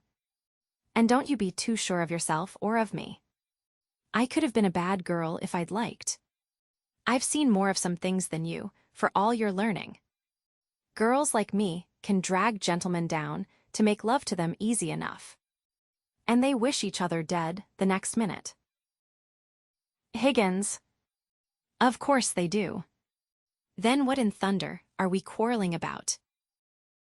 Liza much troubled, "I want a little kindness. I know I'm a common ignorant girl, and you a book-learned gentleman, but I'm not dirt under your feet. What I done correcting herself, what I did was not for the dresses and the taxis. I did it because we were pleasant together and came to care for you, not to want you to make love to me and not forgetting the difference between us, but more friendly-like." Higgins, "Well, of course. That's just how I feel. And how Pickering feels. Eliza, you're a fool." Liza, "That's not a proper answer to give me." She sinks on the chair at the writing table in tears. Higgins, "It's all you'll get until you stop being a common idiot. If you're going to be a lady, you'll have to give up feeling neglected if the men you know don't spend half their time sniveling over you and the other half giving you black eyes. If you can't stand the coldness of my sort of life, and the strain of it, go back to the gutter. Work till you are more a brute than a human being, and then cuddle and squabble and drink till you fall asleep. Oh, it's a fine life, the life of the gutter. It's real, it's warm, it's violent. You can feel it through the thickest skin. You can taste it and smell it without any training or any work. Not like science and literature, and classical music and philosophy and art. You find me cold, unfeeling, selfish, don't you? Very well, be off with you to the sort of people you like. Marry some sentimental hog or other with lots of money, and a thick pair of lips to kiss you with, and a thick pair of boots to kick you with. If you can't appreciate what you've got, you'd better get what you can appreciate. Liza Desperado, you are a cruel tyrant. I can't talk to you, you turn everything against me, I'm always in the wrong. But you know very well, all the time, that you're nothing but a bully. You know I can't go back to the gutter, as you call it, and that I have no real friends in the world but you and the Colonel. You know well I couldn't bear to live with a low common man after you two, and it's wicked and cruel of you to insult me by pretending I could. You think I must go back to Wimpole Street because I have nowhere else to go but father's. But don't you be too sure that you have me under your feet to be trampled on and talked down. I'll marry Freddie, I will, as soon as he's able to support me. Higgins sitting down beside her rubbish. You shall marry an ambassador. You shall marry the Governor-General of India, or the Lord Lieutenant of Ireland, or somebody who wants a deputy queen. I'm not going to have my masterpiece thrown away on Freddie. Eliza, you think I like you to say that. But I haven't forgot what you said a minute ago, and I won't be coaxed round as if I was a baby or a puppy. If I can't have kindness, I'll have independence. Higgins. Independence. That's middle-class blasphemy. We are all dependent on one another, every soul of us on earth. Liza, rising determinedly, I'll let you see whether I'm dependent on you. If you can preach, I can teach. I'll go and be a teacher. Higgins. What'll you teach, in heaven's name? Liza. What you taught me. I'll teach phonetics. Higgins. Huh. Eliza. I'll offer myself as an assistant to Professor Nepean. Higgins, rising in a fury, what? That impostor. That humbug. That toadying ignoramus. Teach him my methods. My discoveries. You take one step in his direction, and I'll wring your neck. He lays hands on her. Do you hear? Liza defiantly non-resistant wring away. What do I care? I knew you'd strike me someday. He lets her go, stamping with rage at having forgotten himself, and recoils so hastily that he stumbles back into his seat on the ottoman. Now I know how to deal with you. What a fool I was not to think of it before. You can't take away the knowledge you gave me. You said I had a finer ear than you. And I can be civil and kind to people, which is more than you can. That's done you, Henry Higgins, it has. Now I don't care that snapping her fingers, for your bullying and your big talk. I'll advertise it in the papers that your duchess is only a flower girl that you taught, and that she'll teach anybody to be a duchess, just the same in 6 months for 1,000 guineas. Oh, when I think of myself crawling under your feet and being trampled on and called names, when all the time I had only to lift up my finger to be as good as you, I could just kick myself. Higgins, wondering at her, you damned impudent slut, you. But it's better than sniveling, better than fetching slippers and finding spectacles, isn't it? Rising, by George, Eliza, I said I'd make a woman of you, and I have. I like you like this. Eliza. Yes, you turn round and make up to me now that I'm not afraid of you, and can do without you. Higgins. Of course I do, you little fool. 5 minutes ago, you were like a millstone round my neck. Now you're a tower of strength, a consort battleship. You and I and Pickering will be 3 old bachelors together, instead of only 2 men and a silly girl. Mrs. Higgins returns, dressed for the wedding. Eliza instantly becomes cool and elegant. Mrs. Higgins. The carriage is waiting, Eliza. Are you ready? Eliza. Quite. Is the professor coming? Mrs. Higgins. Certainly not. He can't behave himself in church. He makes remarks out loud all the time on the clergyman's pronunciation. Eliza. Then I shall not see you again, Professor. Goodbye. She goes to the door. Mrs. Higgins coming to Higgins. Goodbye, dear. Higgins. Goodbye, mother. He is about to kiss her when he recollects something.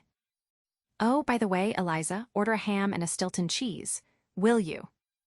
And buy me a pair of reindeer gloves, number 8s, and a tie to match that new suit of mine at Eel and Binman's. You can choose the color. His cheerful, careless, vigorous voice shows that he is incorrigible. Liza disdainfully, buy them yourself. She sweeps out. Mrs. Higgins. I'm afraid you've spoiled that girl, Henry. But never mind, dear. I'll buy you the tie and gloves. Higgins, sunnily, oh, don't bother. She'll buy 'em all right enough. Goodbye. They kiss. Mrs. Higgins runs out. Higgins, left alone, rattles his cash in his pocket, chuckles, and disports himself in a highly self-satisfied manner. The rest of the story need not be shown in action, and indeed would hardly need telling if our imaginations were not so enfeebled by their lazy dependence on the ready-makes and reach-me-downs of the rag shop, in which romance keeps its stock of happy endings to misfit all stories. Now, the history of Eliza Doolittle, though called a romance because of the transfiguration it records seems exceedingly improbable, is common enough. Such transfigurations have been achieved by hundreds of resolutely ambitious young women, since Nell Gwynn set them the example by playing queens and fascinating kings in the theater, in which she began by selling oranges. Nevertheless, people in all directions have assumed, for no other reason than that she became the heroine of a romance, that she must have married the hero of it. This is unbearable, not only because her little drama, if acted on such a thoughtless assumption, must be spoiled, but because the true sequel is patent to anyone with a sense of human nature in general, and of feminine instinct in particular. Eliza, in telling Higgins she would not marry him if he asked her, was not coquetting. She was announcing a well-considered decision.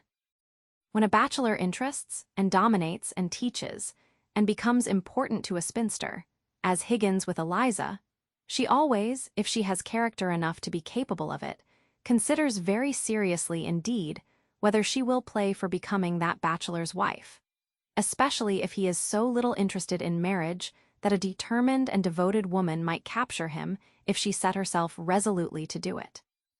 Her decision will depend a good deal on whether she is really free to choose, and that, again, will depend on her age and income. If she is at the end of her youth and has no security for her livelihood, she will marry him because she must marry anybody who will provide for her. But at Eliza's age, a good-looking girl does not feel that pressure. She feels free to pick and choose. She is therefore guided by her instinct in the matter. Eliza's instinct tells her not to marry Higgins. It does not tell her to give him up. It is not in the slightest doubt as to his remaining one of the strongest personal interests in her life. It would be very sorely strained if there was another woman likely to supplant her with him. But as she feels sure of him on that last point, she has no doubt at all as to her course, and would not have any, even if the difference of 20 years in age, which seems so great to youth, did not exist between them. As our own instincts are not appealed to by her conclusion, let us see whether we cannot discover some reason in it. When Higgins excused his indifference to young women on the ground that they had an irresistible rival in his mother, he gave the clue to his inveterate old bachelordom. The case is uncommon only to the extent that remarkable mothers are uncommon. If an imaginative boy has a sufficiently rich mother who has intelligence, personal grace, dignity of character without harshness, and a cultivated sense of the best art of her time to enable her to make her house beautiful, she sets a standard for him against which very few women can struggle, besides effecting for him a disengagement of his affections, his sense of beauty, and his idealism from his specifically sexual impulses. This makes him a standing puzzle to the huge number of uncultivated people who have been brought up in tasteless homes by commonplace or disagreeable parents, and to whom, consequently, literature, painting, sculpture, music, and affectionate personal relations come as modes of sex if they come at all. The word passion means nothing else to them, and that Higgins could have a passion for phonetics and idealize his mother instead of Eliza would seem to them absurd and unnatural. Nevertheless, when we look round and see that hardly anyone is too ugly or disagreeable to find a wife or a husband if he or she wants one, whilst many old maids and bachelors are above the average in quality and culture, we cannot help suspecting that the disentanglement of sex from the associations with which it is so commonly confused, a disentanglement which persons of genius achieve by sheer intellectual analysis, is sometimes produced or aided by parental fascination. Now, though Eliza was incapable of thus explaining to herself Higgins's formidable powers of resistance to the charm that prostrated Freddie at the first glance, she was instinctively aware that she could never obtain a complete grip of him, or come between him and his mother, the first necessity of the married woman. To put it shortly, she knew that for some mysterious reason he had not the makings of a married man in him, according to her conception of a husband as one to whom she would be his nearest and fondest and warmest interest. Even had there been no mother rival, she would still have refused to accept an interest in herself that was secondary to philosophical interests. Had Mrs. Higgins died, there would still have been Milton and the universal alphabet. Landor's remark that to those who have the greatest power of loving, love is a secondary affair, would not have recommended Landor to Eliza. Put that along with her resentment of Higgins's domineering superiority, and her mistrust of his coaxing cleverness in getting round her and evading her wrath when he had gone too far with his impetuous bullying, and you will see that Eliza's instinct had good grounds for warning her not to marry her Pygmalion. And now, whom did Eliza marry? For if Higgins was a predestinate old bachelor, she was most certainly not a predestinate old maid. Well, that can be told very shortly to those who have not guessed it from the indications she has herself given them. Almost immediately after Eliza is stung into proclaiming her considered determination not to marry Higgins, she mentions the fact that young Mr. Frederick Eynsford Hill is pouring out his love for her daily through the post. Now Freddie is young, practically 20 years younger than Higgins. He is a gentleman, or, as Eliza would qualify him, a toff, and speaks like one. He is nicely dressed, is treated by the colonel as an equal, loves her unaffectedly, and is not her master, nor ever likely to dominate her in spite of his advantage of social standing. Eliza has no use for the foolish romantic tradition that all women love to be mastered, if not actually bullied and beat. When you go to women, says Nietzsche, take your whip with you. Sensible despots have never confined that precaution to women. They have taken their whips with them when they have dealt with men, and been slavishly idealized by the men over whom they have flourished the whip much more than by women. No doubt there are slavish women as well as slavish men, and women, like men, admire those that are stronger than themselves. But to admire a strong person, and to live under that strong person's thumb, are two different things. The weak may not be admired and hero-worshipped, but they are by no means disliked or shunned, and they never seem to have the least difficulty in marrying people who are too good for them. They may fail in emergencies, but life is not one long emergency. It is mostly a string of situations for which no exceptional strength is needed, and with which even rather weak people can cope if they have a stronger partner to help them out. Accordingly, it is a truth everywhere in evidence that strong people, masculine or feminine, not only do not marry stronger people, but do not show any preference for them in selecting their friends. When a lion meets another with a louder roar, the first lion thinks the last a bore. The man or woman who feels strong enough for two seeks for every other quality in a partner than strength. The converse is also true. Weak people want to marry strong people who do not frighten them too much, and this often leads them to make the mistake we describe metaphorically as biting off more than they can chew. They want too much for too little, and when the bargain is unreasonable beyond all bearing, the union becomes impossible. It ends in the weaker party being either discarded or borne as a cross, which is worse. People who are not only weak, but silly or obtuse as well, are often in these difficulties. This being the state of human affairs, what is Eliza fairly sure to do when she is placed between Freddie and Higgins? Will she look forward to a lifetime of fetching Higgins's slippers, or to a lifetime of Freddie fetching hers? There can be no doubt about the answer. Unless Freddie is biologically repulsive to her, and Higgins biologically attractive to a degree that overwhelms all her other instincts, she will, if she marries either of them, marry Freddie. And that is just what Eliza did. Complications ensued, but they were economic, not romantic. Freddie had no money and no occupation. His mother's jointure, a last relic of the opulence of Largelady Park, had enabled her to struggle along in Earlscourt with an air of gentility, but not to procure any serious secondary education for her children, much less give the boy a profession. A clerkship at 30 shillings a week was beneath Freddie's dignity, and extremely distasteful to him besides. His prospects consisted of a hope that if he kept up appearances, somebody would do something for him. The something appeared vaguely to his imagination as a private secretaryship or a sinecure of some sort.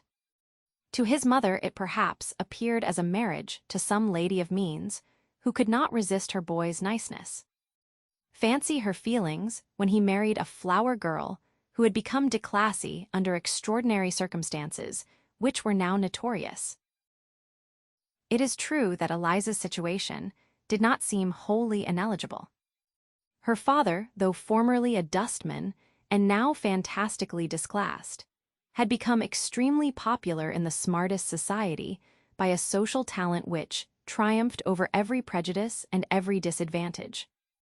Rejected by the middle class, which he loathed, he had shot up at once into the highest circles by his wit, his dustmanship, which he carried like a banner, and his Nietzschean transcendence of good and evil.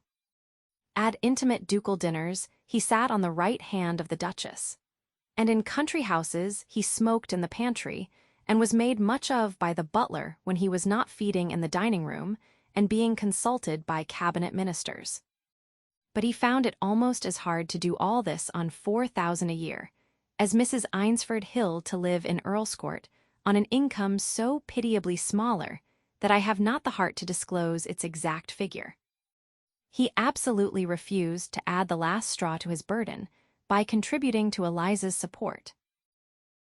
Thus Freddie and Eliza, now Mr. and Mrs. Eynsford Hill, would have spent a penniless honeymoon, but for a wedding present of £500 from the Colonel to Eliza. It lasted a long time because Freddie did not know how to spend money, never having had any to spend, and Eliza, socially trained by a pair of old bachelors, wore her clothes as long as they held together and looked pretty, without the least regard to their being many months out of fashion. Still, £500 will not last two young people forever, and they both knew, and Eliza felt as well, that they must shift for themselves in the end. She could quarter herself on Wimpole Street because it had come to be her home, but she was quite aware that she ought not to quarter Freddie there, and that it would not be good for his character if she did. Not that the Wimpole Street bachelors objected. When she consulted them, Higgins declined to be bothered about her housing problem when that solution was so simple. Eliza's desire to have Freddie in the house with her seemed of no more importance than if she had wanted an extra piece of bedroom furniture. Pleas as to Freddie's character and the moral obligation on him to earn his own living were lost on Higgins. He denied that Freddie had any character, and declared that if he tried to do any useful work, some competent person would have the trouble of undoing it. A procedure involving a net loss to the community and great unhappiness to Freddie himself, who was obviously intended by nature for such light work as amusing Eliza, which, Higgins declared, was a much more useful and honorable occupation than working in the city. When Eliza referred again to her project of teaching phonetics, Higgins abated not a jot of his violent opposition to it. He said she was not within 10 years of being qualified to meddle with his pet subject, and as it was evident that the Colonel agreed with him, She felt she could not go against them in this grave matter, and that she had no right, without Higgins's consent, to exploit the knowledge he had given her. For his knowledge seemed to her as much his private property as his watch. Eliza was no communist. Besides, she was superstitiously devoted to them both, more entirely and frankly after her marriage than before it. It was the colonel who finally solved the problem, which had cost him much perplexed cogitation. He one day asked Eliza, rather shyly, whether she had quite given up her notion of keeping a flower shop. She replied that she had thought of it, but had put it out of her head, because the colonel had said, that day at Mrs. Higgins's, that it would never do. The colonel confessed that, when he said that, he had not quite recovered from the dazzling impression of the day before. They broke the matter to Higgins that evening. The sole comment vouchsafed by him very nearly led to a serious quarrel with Eliza. It was to the effect that she would have in Freddie an ideal errand boy. Freddie himself was next sounded on the subject.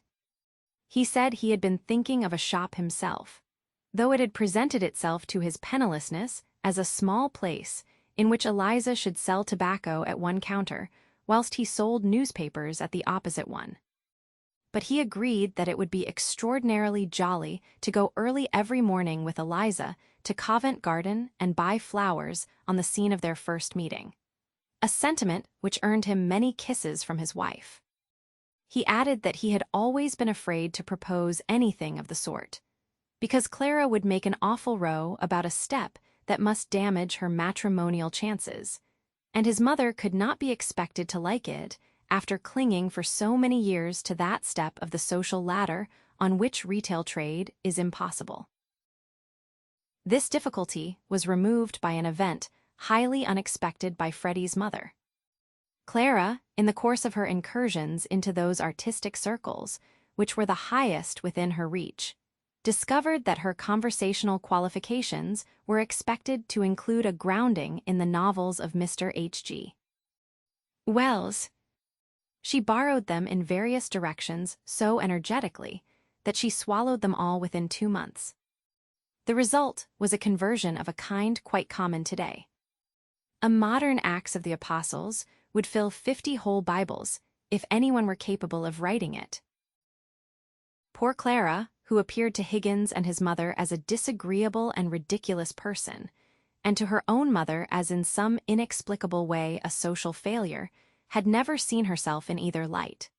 For though to some extent ridiculed and mimicked in West Kensington like everybody else there, she was accepted as a rational and normal, or shall we say inevitable, sort of human being.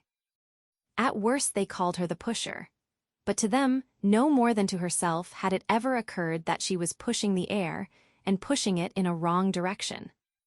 Still, she was not happy. She was growing desperate. Her one asset, the fact that her mother was what the Epsom greengrocer called a carriage lady, had no exchange value, apparently. It had prevented her from getting educated, because the only education she could have afforded was education with the Earlscourt greengrocer's daughter.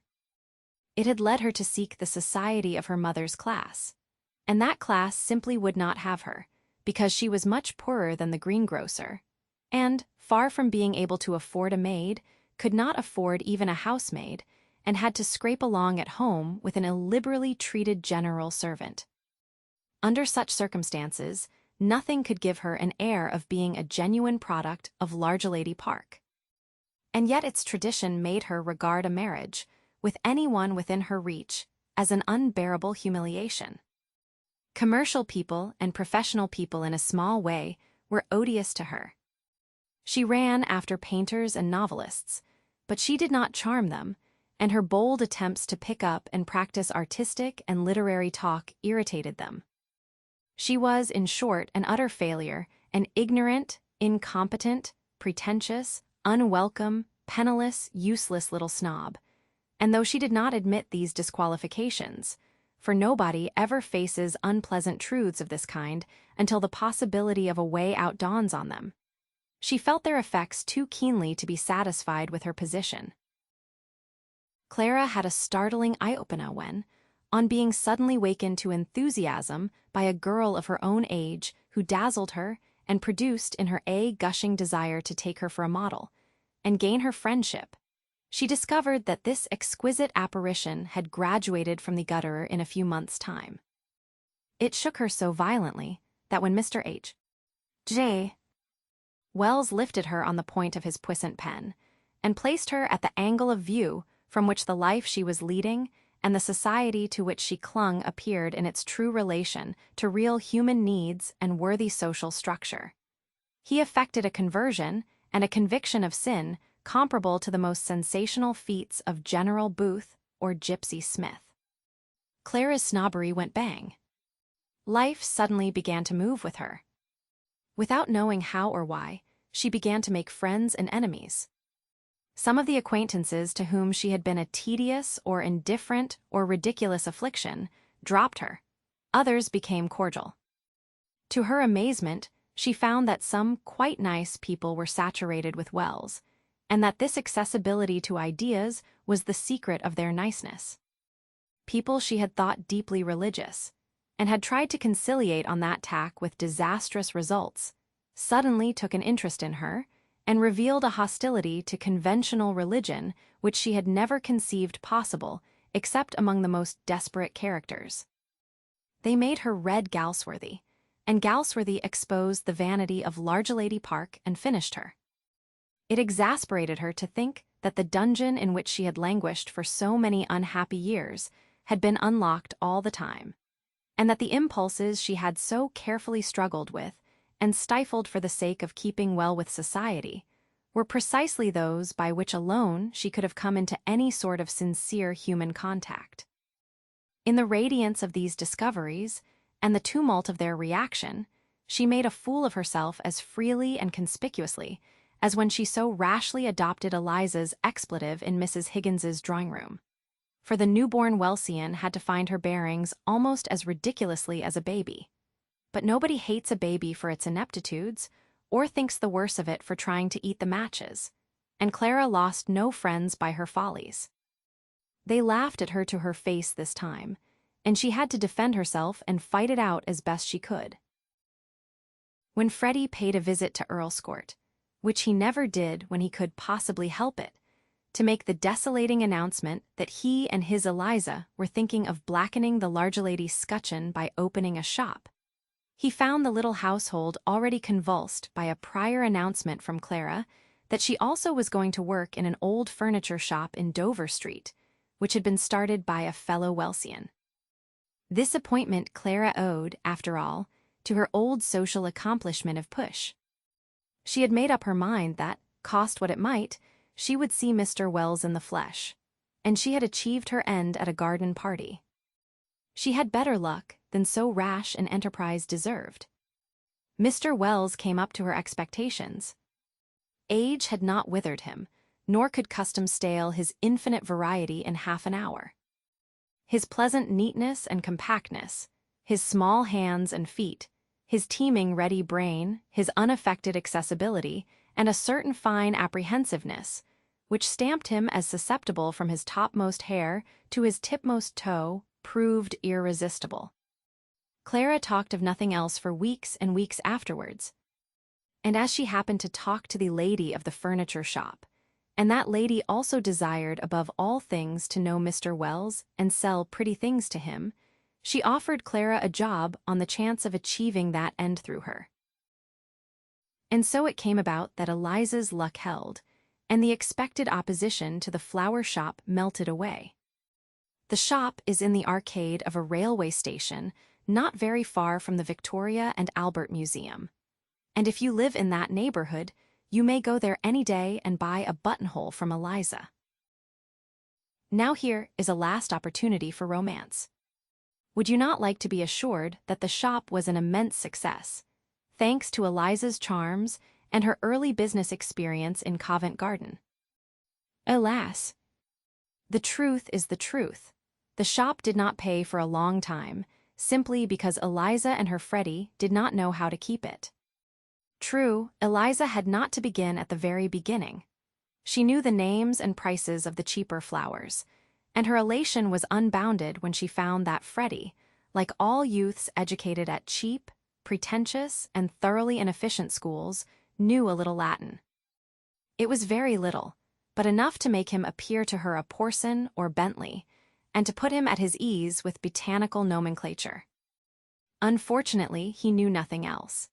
And Eliza, though she could count money up to 18 shillings or so, and had acquired a certain familiarity with the language of Milton from her struggles to qualify herself for winning Higgins's bet, could not write out a bill without utterly disgracing the establishment.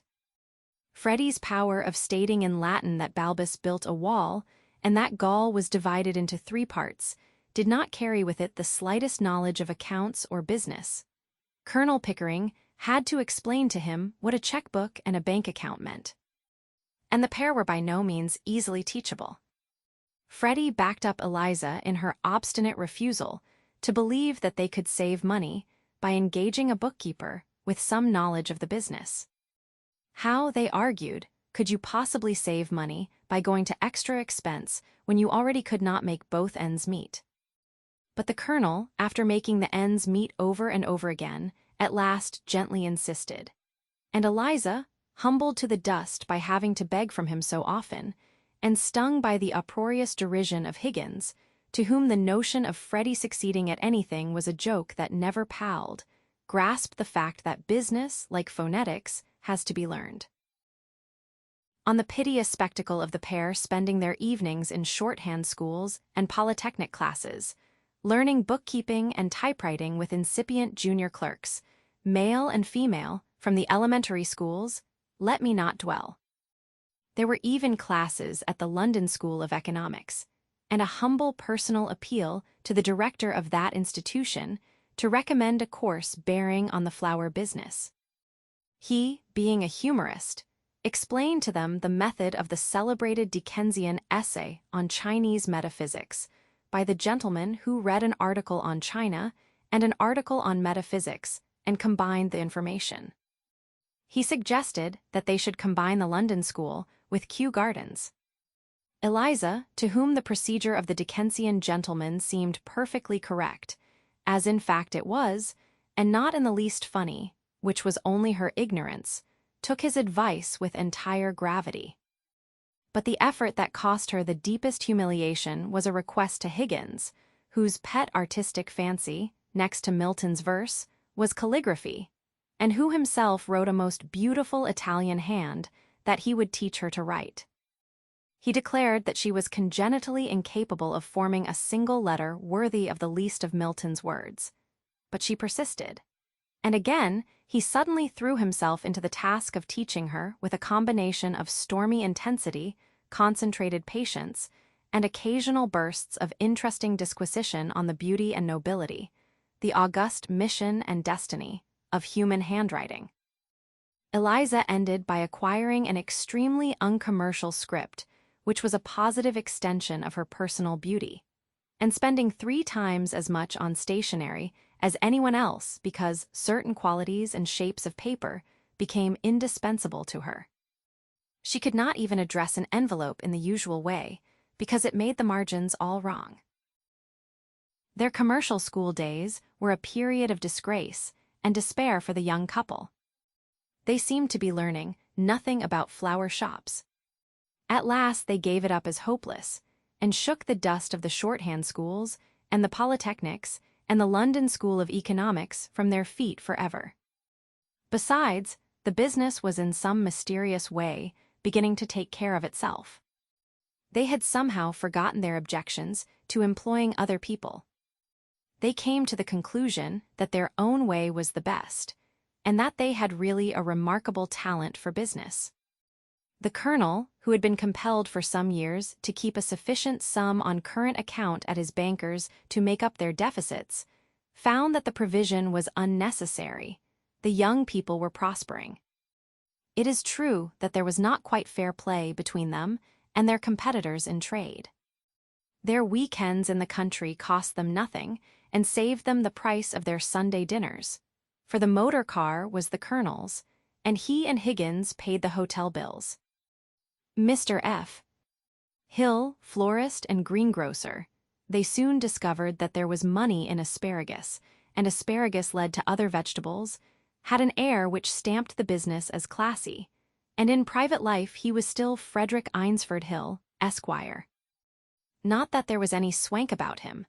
Nobody but Eliza knew that he had been christened Frederick Challoner. Eliza herself swanked like anything. That is all. That is how it has turned out. It is astonishing how much Eliza still manages to meddle in the housekeeping at Wimpole Street, in spite of the shop and her own family. And it is notable that though she never nags her husband, and frankly loves the Colonel as if she were his favorite daughter, she has never got out of the habit of nagging Higgins that was established on the fatal night when she won his bet for him. She snaps his head off on the faintest provocation, or on none. He no longer dares to tease her by assuming an abysmal inferiority of Freddie's mind to his own. He storms and bullies and derides, but she stands up to him so ruthlessly that the Colonel has to ask her from time to time to be kinder to Higgins, and it is the only request of his that brings a mulish expression into her face. Nothing but some emergency or calamity great enough to break down all likes and dislikes, and throw them both back on their common humanity, and may they be spared any such trial, will ever alter this. She knows that Higgins does not need her, just as her father did not need her. The very scrupulousness with which he told her that day that he had become used to having her there, and dependent on her for all sorts of little services, and that he should miss her if she went away, it would never have occurred to Freddie or the Colonel to say anything of the sort, deepens her inner certainty that she is no more to him than them slippers. Yet she has a sense, too, that his indifference is deeper than the infatuation of commoner souls. She is immensely interested in him. She has even secret mischievous moments in which she wishes she could get him alone, on a desert island, away from all ties and with nobody else in the world to consider, and just drag him off his pedestal and see him making love like any common man. We all have private imaginations of that sort. But when it comes to business, to the life that she really leads as distinguished from the life of dreams and fancies, she likes Freddie and she likes the Colonel. And she does not like Higgins and Mr. Doolittle. Galatea never does quite like Pygmalion. His relation to her is too godlike to be altogether agreeable.